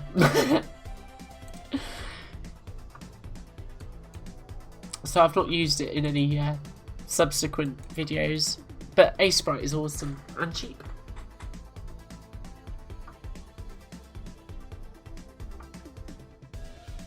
How was the course, Pixels? The course was brilliant. It was epic. I was talking a little bit about it on the stream that I did on Tuesday. It's very easy to just blur over what we really feel about things by using these phrases du jour, like epic and it was rocking, or I don't know, whatever the kids these days say. And it sort of sometimes masks what we actually feel about things, because we're both trying to seem relevant and trying to simplify our own thoughts at the same time, I find. But it was superb. One of the very best courses I've ever been on. And I've done a few courses over the years, you know. Some of them have been to do with my day job. Some of them have been to do with the photography, obviously, which became my day job for a while. Some of them have been completely different to what I do now. I've done all sorts of courses really over the years. Some relating to when I used to do childcare and stuff back in my days when I used to live in Brighton. First aid, all that shenanigans, play work and stuff. But I have to say, the tutor Simon was exceptional. He was a real breath of fresh air. And I feel really excited about where things are going. Yeah, I've got something to aim for. But when I say something to aim for, that's a bit of a misleading thing to say in itself, isn't it? Because if you break that down, I think when people say I've got something to aim for, they're suggesting a certain state of permanence. And me going to Japan is not. I'm not planning on it being a permanent state of affairs. Obviously, I do intend on coming back. Mostly because I don't think the Japanese will put up with me for too long. Gomenasai. But it's yeah, I don't know. It just, yeah, I think when I say something to aim for, it's giving me something to look forwards to, I suppose, is probably what I'm really trying to say. So yeah. But who knows where it leads, you know? There could be some very exciting consequences of me taking that leap. So yeah. Exciting stuff. So you didn't know, maybe we can audition for parts. Awesome, yeah. I haven't heard of that Bleed Easy actually. Twinkle Noah Rock Me. No, I don't know that actually. So yeah, Twinkle Noah Rock Me. Yeah, I don't know that Bleed Easy. Do tell me more. So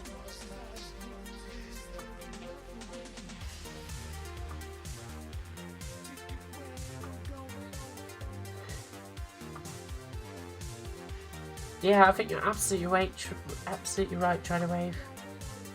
Yeah, you're right. You're right. It goes back to that concept of memory, doesn't it? So we become attached to our.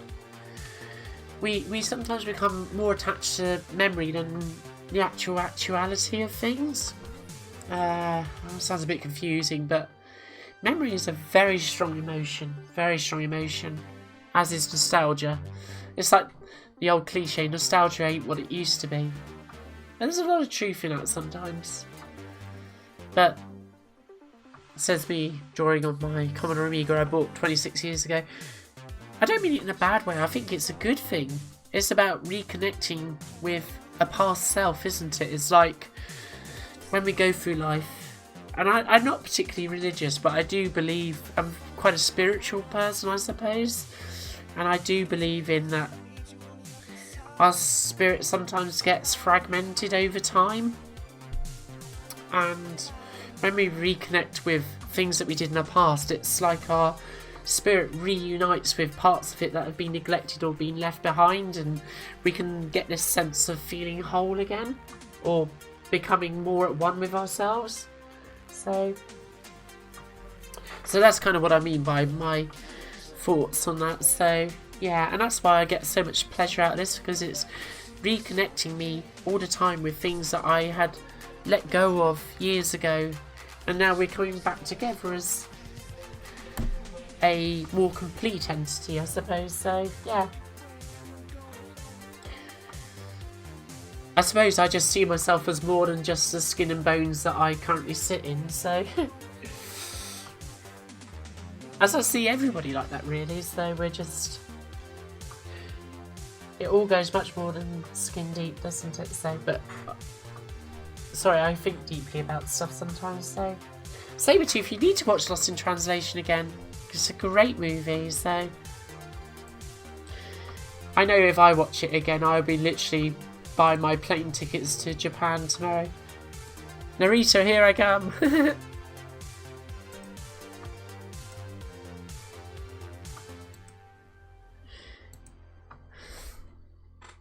Hey there, William. How you doing? We remember tend to remember the good, not the bad. Well, that's the selective nature of memory, isn't it? So it's all about how we survive, isn't it? Survival instinct, I suppose, isn't it? So.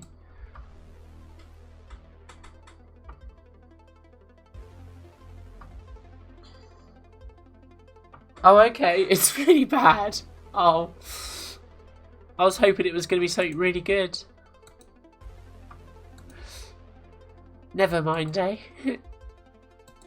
So, we're almost finished with my anti-aliasing here. I'll be honest with you, you might be looking at this thinking, oh, I'm never going to be able to do this.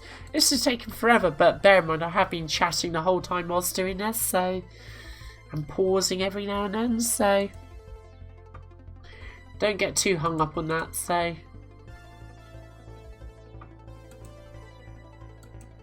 chances are that when it comes to it, you'll be able to do it much quicker.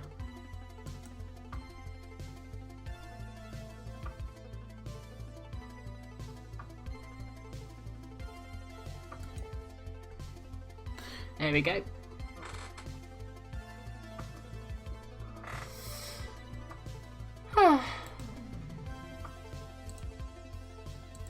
So yes, apologies for the gibberish talk every now and then, so that's just kind of what I think, I suppose.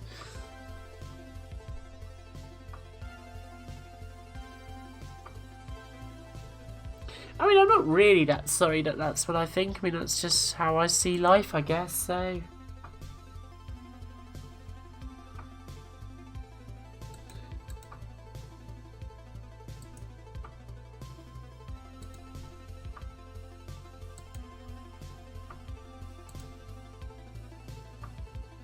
Yeah, I think I'm going to leave that as it was.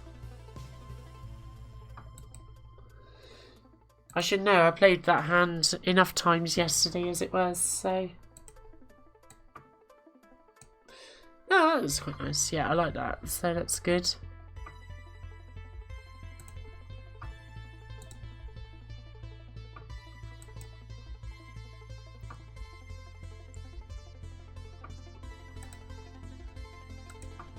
Yeah, that works for me.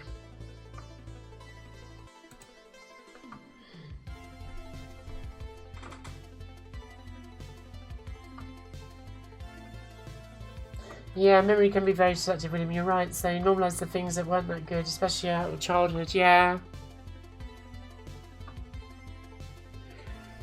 That is so true.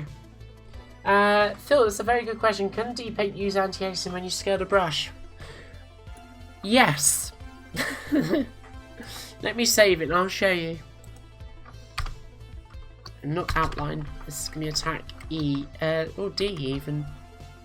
Oh, maybe I've got these wrong. I think I've called D attack outline D. It's wrong.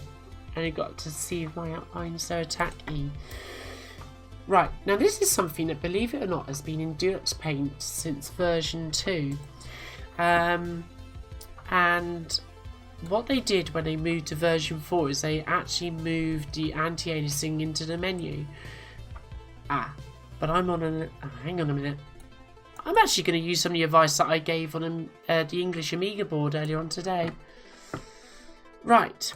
Some of you may recall that I'm using an Amiga 600 tonight. I'm just going to switch back so you can actually see what I'm doing, guys, because this is quite important. Okay. So, there's the Amiga 600 underneath my Macintosh keyboard, obviously. Let's get that out of the way. So, now, to make this work, you need a numeric keypad, which is just about... Oh, where's my numeric keypad gone? Oh, bloody hell. Right, so what you, what you need is either a little commodity that Commodore released to patch the numeric keypad, or if you have Deluxe Paint 4 AGA or Deluxe Paint 5, there is a hidden feature.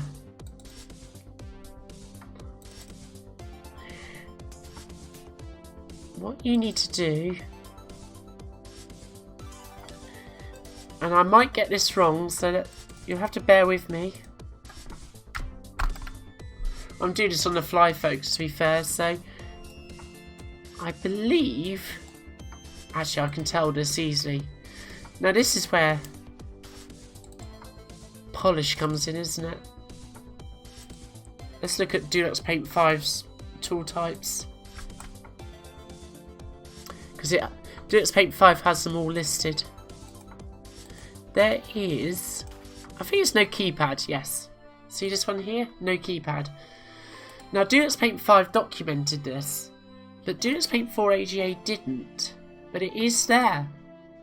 So, in here, add no keypad. Like so.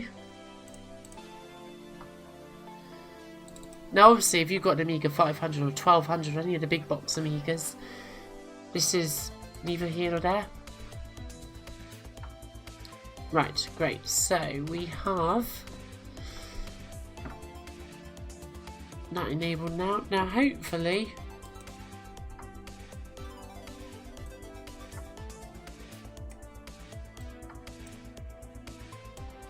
I'm just doing this through the OBS at the minute, so it might be a little bit slow.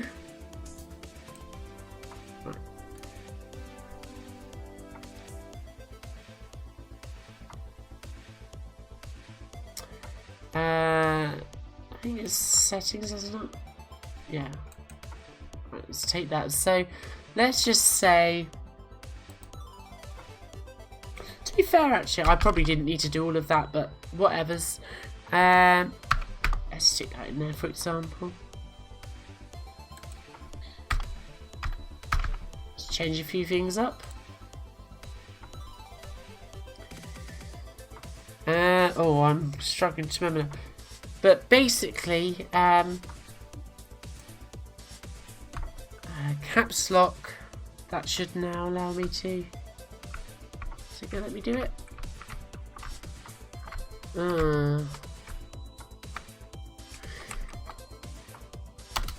No? Ah, there we go. That's the one. That's it. It's working. Yahoo! Let's bring it around this way. So here I am adjusting the perspective of this brush, as you can see. So you want to hit enter or return on your keyboard to get it to adjust. So let's go with something crazy like that. I can't remember what would... I very rarely use perspective on Deluxe Paint, it has to be said.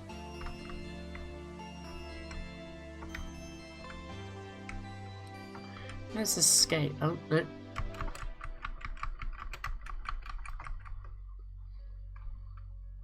No. Okay. That'll do. That'll do. So, I'll have to get up on the other shortcut. So now I've basically messed up that brush. Now, if I go to Effect, Anti-Alias, Low, stamp it down. It will actually anti-alias that as I stamp it down. Obviously, it's going to be a little bit slow on my Amiga because it's a 68,000. But Deluxe Paint 2 actually has this. When you bring up the perspective requester on Deluxe Paint 2, it has a toggle switch for anti-aliasing there. There you go. And that's how it's done.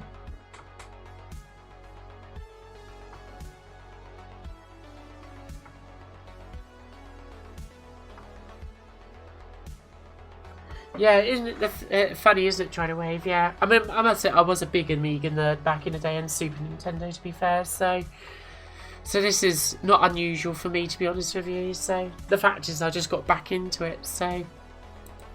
Okay, now when we zoom in... Okay, it's very, very basic anti-aliasing, to be fair. Here we go. No, I don't want symmetry. Sorry, I'm still doing this through OBS, so mouse is a bit slow.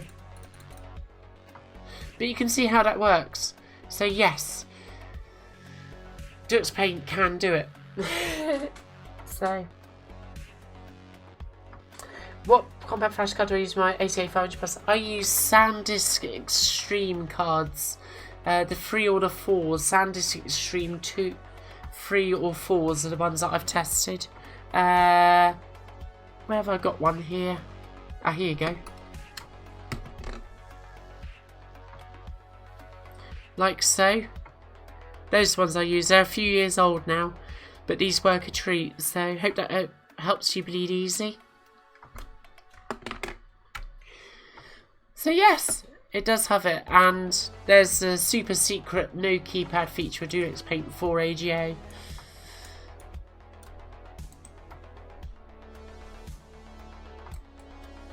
Sorry, my Amiga is now going really slow. There you go, it's back to life. To be fair, I am running it in high-res mode there with another copy of Dux Paint behind the scenes, so no wonder the poor little girl's running a bit slow there, so... Oh, did I close Lamar-chan down? Oh. Okay, let's finish her up, so...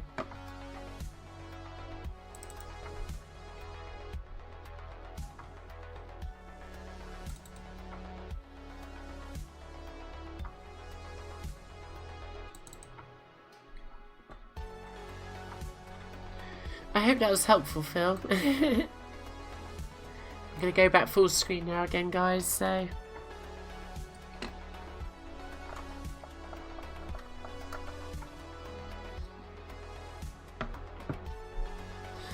So what have we got left for anti-alias? Let's just take a little bit of a scan around. We've got this little bit, the fold of the trouser leg there. We've got the little bit of the ribbon here.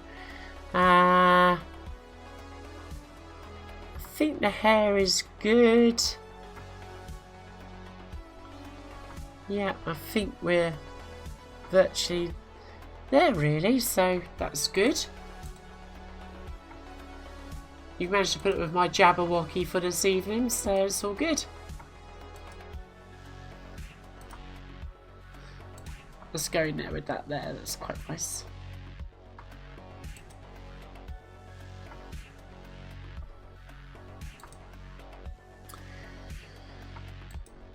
Right, let's try and sort these little bits out here if we can. Again, the mauve might be the... Yeah, that works quite nicely. Again, look to the left of the magnifying glass. That will tell you when your shades are working nicely. Oops.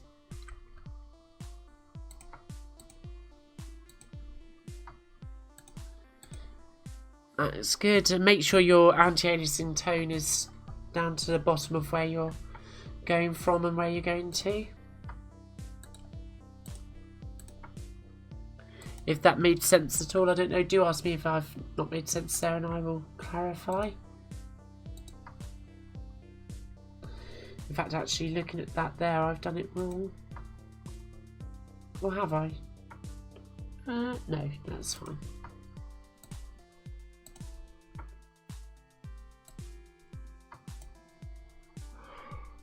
Yep, that's good. I can just come in here like so.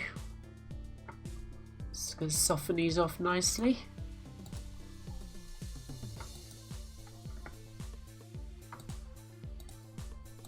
They don't have to be all exactly equal because otherwise it looks a bit too uniform.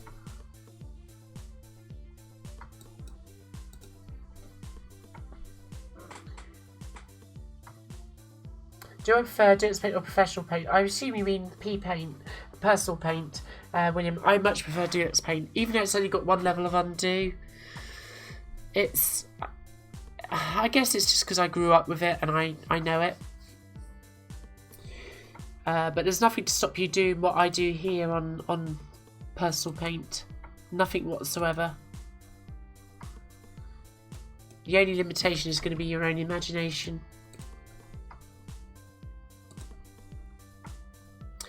But I do really like Brilliance as well, actually. So, but it's quite difficult to get a genuine copy of that these days, obviously. But if you do manage to pick it up, it is faster to use than Deluxe Paint. But I always end up coming back to Deluxe Paint just purely because of the interface. It's just more straightforward, I find, than Brilliance. But Brilliance is very nice, don't get me wrong, so. But yeah, I don't, oh of course you wouldn't have been here early on in the stream. I did show you a very neat trick in Personal Paint earlier on, William, so if you want to skip back at some point, maybe after the stream is finished or anything like that, you'll see a very cool trick where I turned day into night using Personal Paint. So yeah, no worries, William. Yeah, he's using Transcend cards, but I tried it, Bleed Easy, without the compact flash cards plugged in at all. Still no dice, so.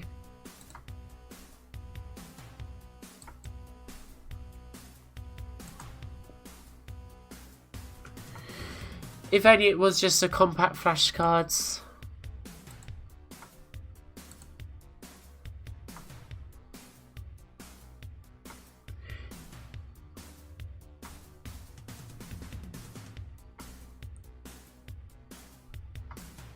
Yeah, that's good. So I've taken actually quite a lot of the black out of these now. The little bits jutting out here. Now, I'm not going to do that because there is one thing that you might be wondering about what I'm doing about the outline. Like, why haven't I anti-aliased the outline of Lama-chan? And there's a very good reason for it, so. A very, very good reason for it.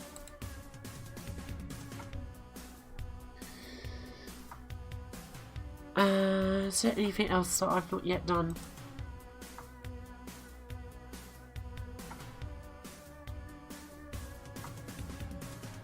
Don't think so. One last thing I do want to just try here. Yeah, I quite like that. That works for me.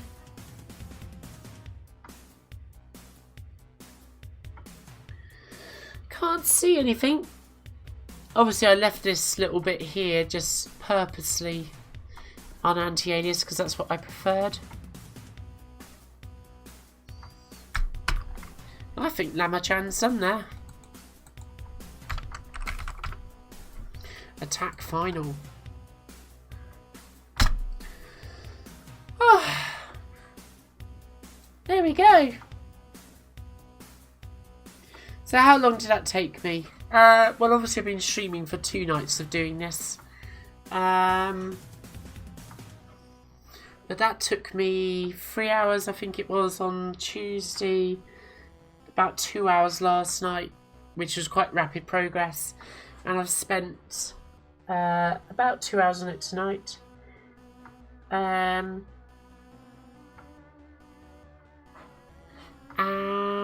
Yeah, that's 8 hours.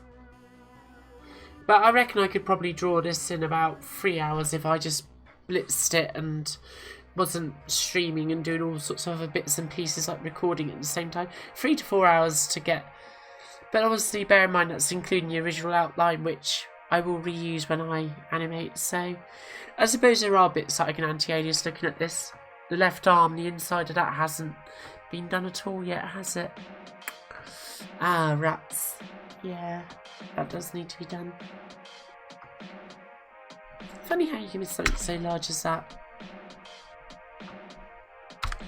So some great questions here. Are there any contemporary paint programs that compare to Deluxe Paint? William, yes. I recommend Aseprite. A very different user interface to Deluxe Paint, but it's excellent and it's cheap. It's about $15, 15 US dollars. So Aseprite is available for Windows, Mac OS 10. I think it's also available for Linux. Typing on touchscreens are pain. Absolutely, isn't it, Lead Easy? It is such a weird problem though. You're right with the compact flashcards and the ACA. Have I tried Artifact? Yes, I have, but I prefer Photogenics. Tried Wave.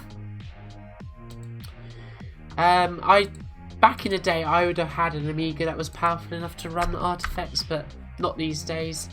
It really needs an 040 to get the best out of that. So, but I find that Photogenics is just a little bit more forgiving. So I can quite happily run that on my moderately accelerated 020 A1200.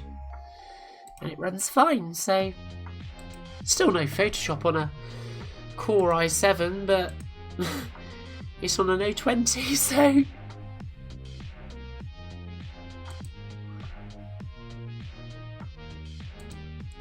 yeah, let's just get these little bits done, so and then it will be done, so I do hope today's stream has been useful, guys.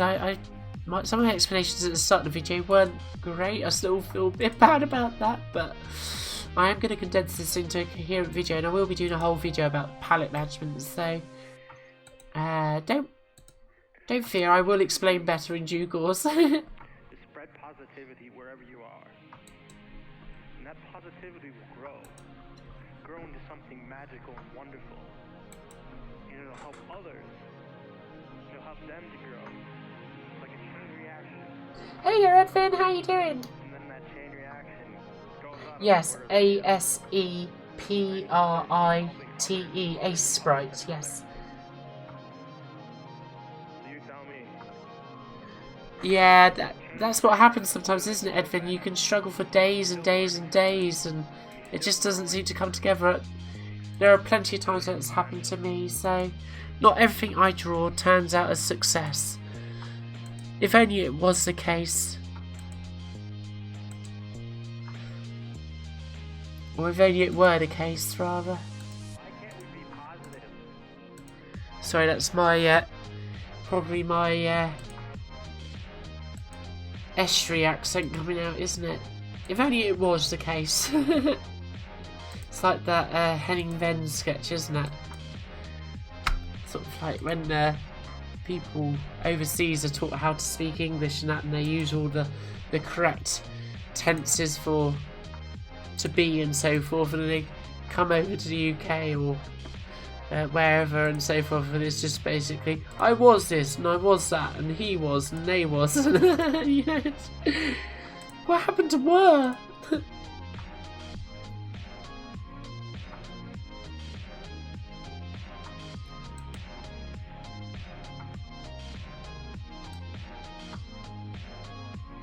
But then a case of any language, isn't it? Nothing is exactly how they say it is in the grammar books, is it? So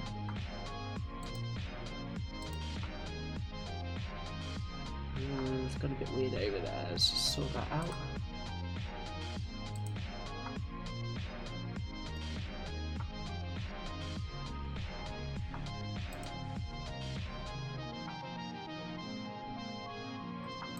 I'm just wondering if I can just indicate a little bit more about the bend in the arm here.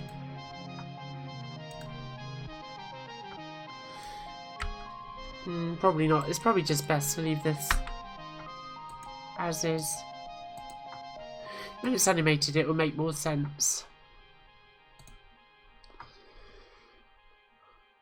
Okay. We're pretty much there.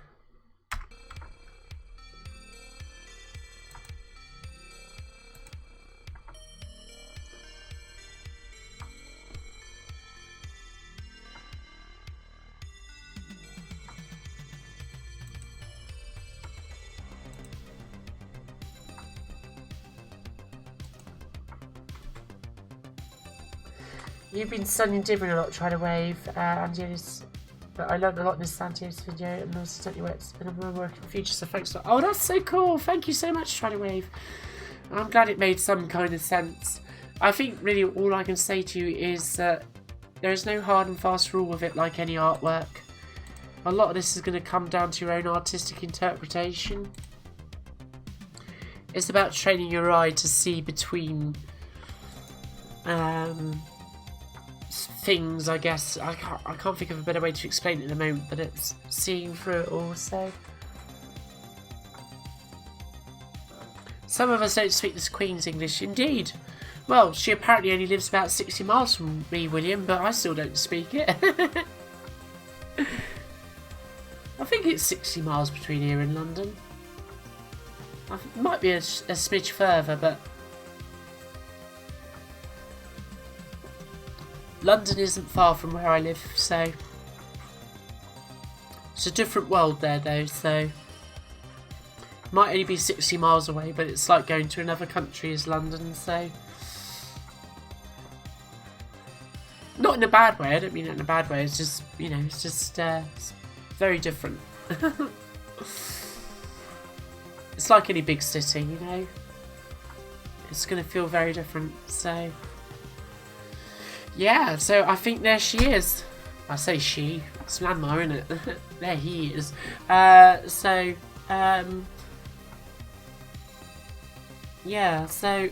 yeah. I think we're there. I think we're there. Yay! Exactly, isn't it? Isn't it the same, Will? Yeah, absolutely.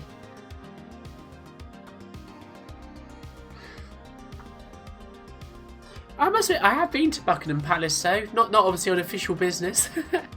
I went to the Open Gardens. It was very nice indeed. Highly recommend it if you're ever in London. So it was very good. Very interesting. So I can at least say that I've been in Buckingham Palace, so.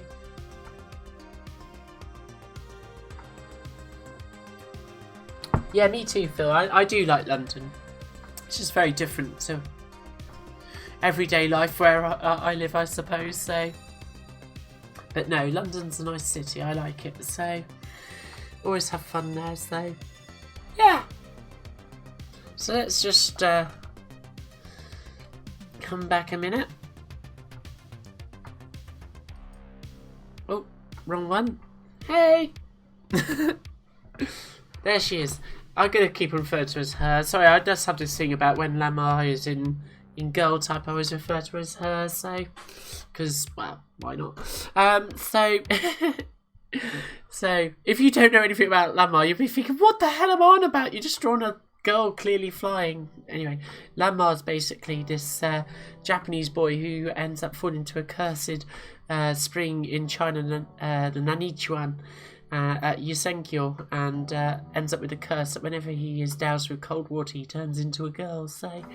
And that's basically the curse of Yusenkyo. So, yeah, that's confusing potted history of Landmar 1/2, so all good fun though. So I just wanted to show you why I've not anti-aliased the exterior of Landmar-chan here, so there's a very good reason for it, so thanks, Try to Wave, so oh, you grew up speaking the same dialect of languages. Oh dear, oh dear, oh dear, dear, William. That's an interesting say. Queens, yes. You speak the Queen's English as in the Queen, yeah, Queens of New York. Yeah, indeed. So.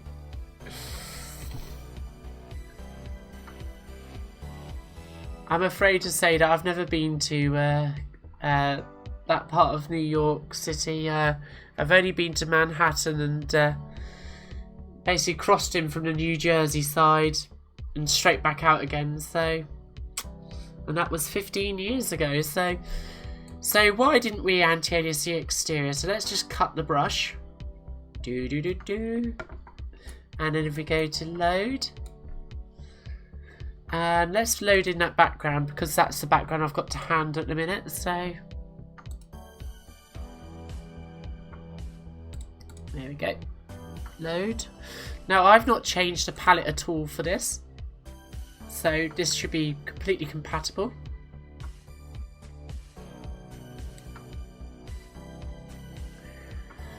Oh, almost close but no cigar. I've obviously done something. So let's use brush palette. So palette, maybe I created a new colour for the pants actually. So there you go, I did. So you can see here, if I just come down a bit, let's just go to a single pixel brush to start with. So let's come down here where there's quite a lot going on. I'm not going to use this brush over this picture, but I just wanted to show you what happens with those outlines. Now if I'd anti-aliased the exterior, they would be clashing against whatever the colour was of the background, whereas a straight black outline doesn't have that problem. And that's why you generally must never, on a system that doesn't support alpha transparency, anti-alias the exterior of your bitmap graphics, because otherwise they're just going to clash against basically what you've drawn behind, because the shades just aren't going to be compatible. So you only ever want to anti-alias the interior of your graphics. So yeah.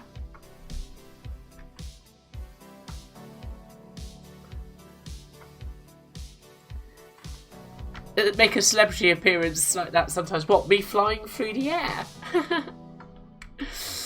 or just appearing on his doorstep. I mean, that would be a bit weird, wouldn't it? So, hey Bill! Just popping in, pop the kettle on, and he'll be like, what's a kettle? All gets very confusing, and we'll just settle on having some Folgers coffee or something like that. So yes, you can see why we don't anti-alias the exterior. It just gets too complicated if you're going to do that. So yeah, all good. And that's how we do that, folks. And you can see again why you want to keep colour 0 black. Because even though you have got a black, which I'm using in a drawing, which as I can show by basically making this obnoxiously red, you can see how I've used the black actually as a black pen.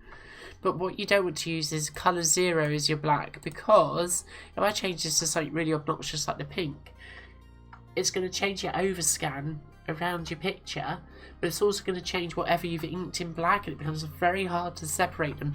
So keep them different, folks, because then when you draw down the colour channels back down to black again here, everything's going to look good, and you're not going to have lost your original sort of design, shall we say. So that's why we do that. So I wonder how Lama-chan looks against the sky up here. Let's see.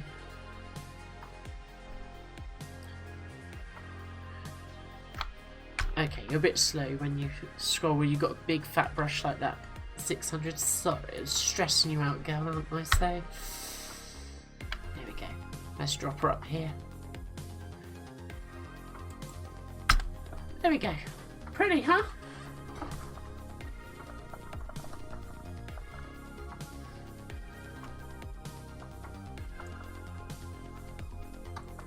Check video cable. Oh, obviously switch my monitor on to something that wrong connection. Ah, there we go. Exit. Get the right input. Come on. There we go. Cool.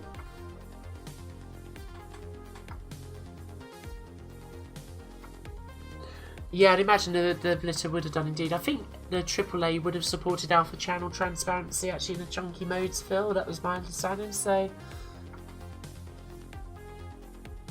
there's a Brit that goes to the Westchester Amiga group. That is so cool. So when I went over to the States, like I say, it was the first time I went for about 3 months. I did a massive road trip, which was when I took in New York actually.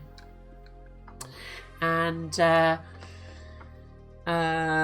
nobody could understand exactly what I was saying. They all thought I was Australian, which was interesting. So I have relatives in Australia, but I am not Australian. So so that was interesting.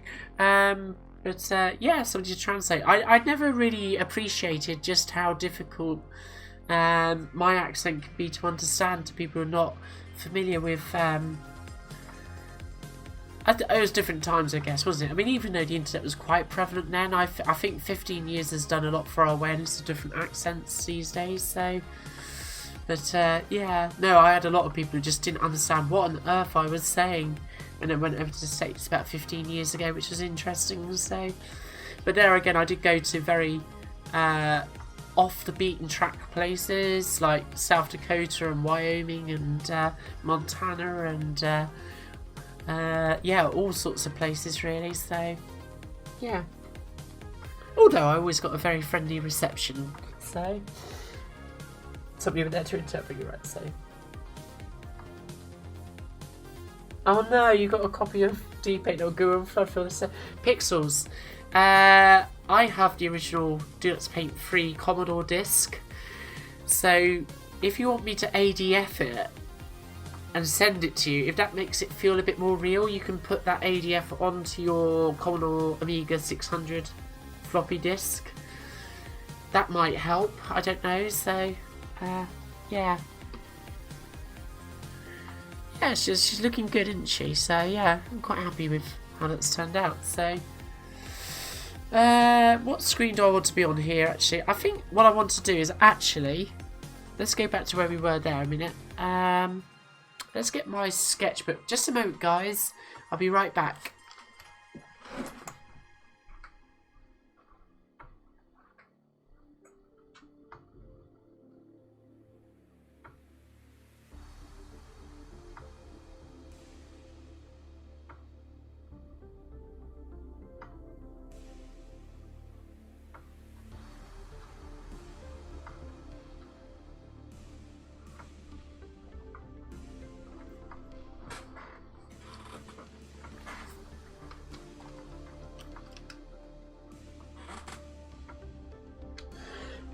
I shall make it so, Ian. Don't worry, so. Yeah, exactly, William. You're right, isn't it? Yeah, it's just the same with anybody, isn't it? When the accent gets a bit hard to understand, doesn't matter what language it is. It's just like, what on earth is it you're saying? Who's next? Genmar. Yeah, it might be actually tried away. But I haven't done a lot of Genmar stuff actually, so obviously I'm gonna have to do him as a panda. So has to be done. So. And we'll just get him holding up a sign.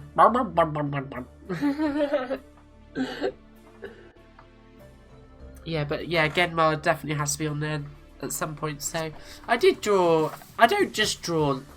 I don't know what it is. I always end up drawing Lamar as a girl, but anyway, I do draw Lamar as a boy. Let's go full screen here because you'll be able to see this better. So.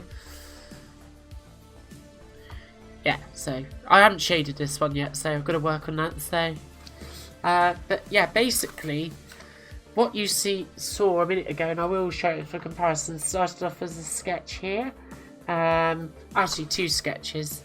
So there we go. So this is my first attempt on paper. It wasn't quite right, although the arm position is quite nice on this. The arm's a bit too long here, anyway, but. By the by, but otherwise the drawn back position is good, but it's not quite right, so I revised the drawing and redid this. I think it was on Monday I did this. 20th, when was that? Yeah, it was, no, Tuesday. Oh, obviously drew that a couple of days ago, and I thought it was Monday I did that. So I drew this to start with, got it just about right, so, see, I am practicing my Japanese. The camera doesn't want to focus, but it actually says Saotomi Rama. So yeah. But yeah, it started off like that, and then if I change this to go over there, and come over here. I don't know if this really works. There you go. So that's how we started off. I think that's not a bad job, personally. I'm happy with that. It's easy to be a critic of your own work. But I can be pleased with that translation, so... Whoops. Oh, that was my phone. Hiya, Rob. How you doing?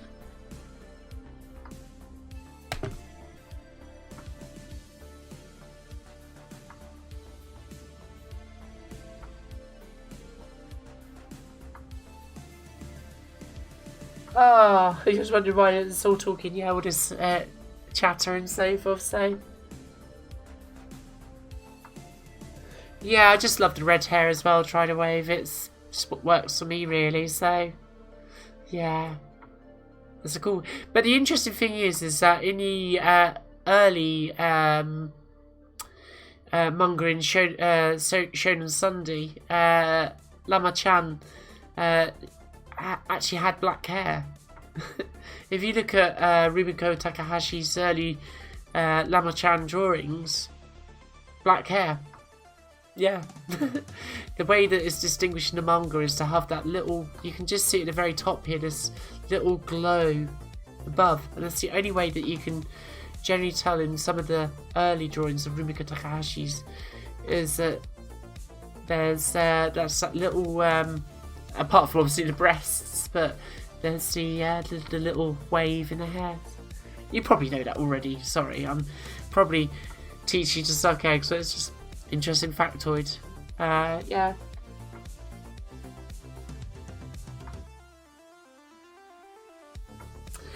So yeah, there we go. I hope you enjoyed it, folks. I know that I have. I will be pre-saving this video down into a couple of things. Obviously a time lapse. I'll stick that on Twitter at some point in the next week or so.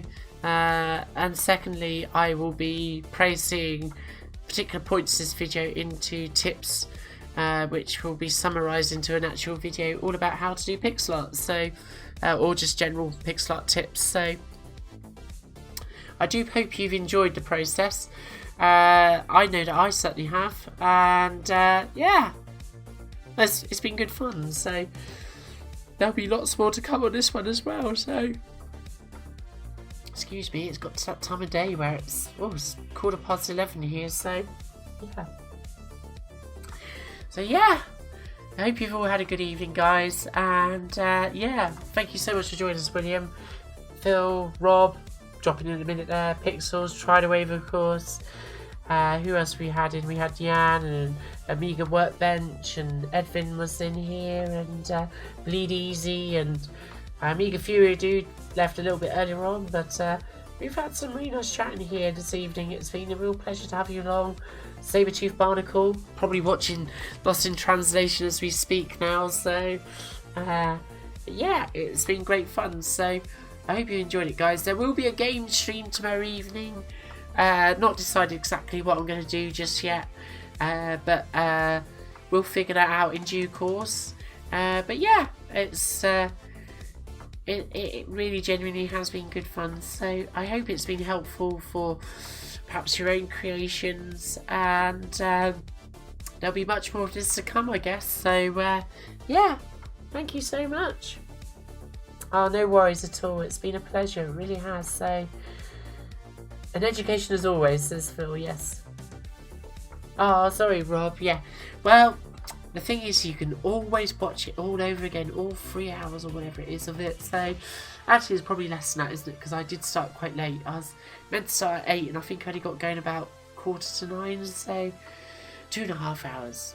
It'd be a cinch. So, so yes. I hope you have a great rest of your evening, guys, and I might see some of you tomorrow evening.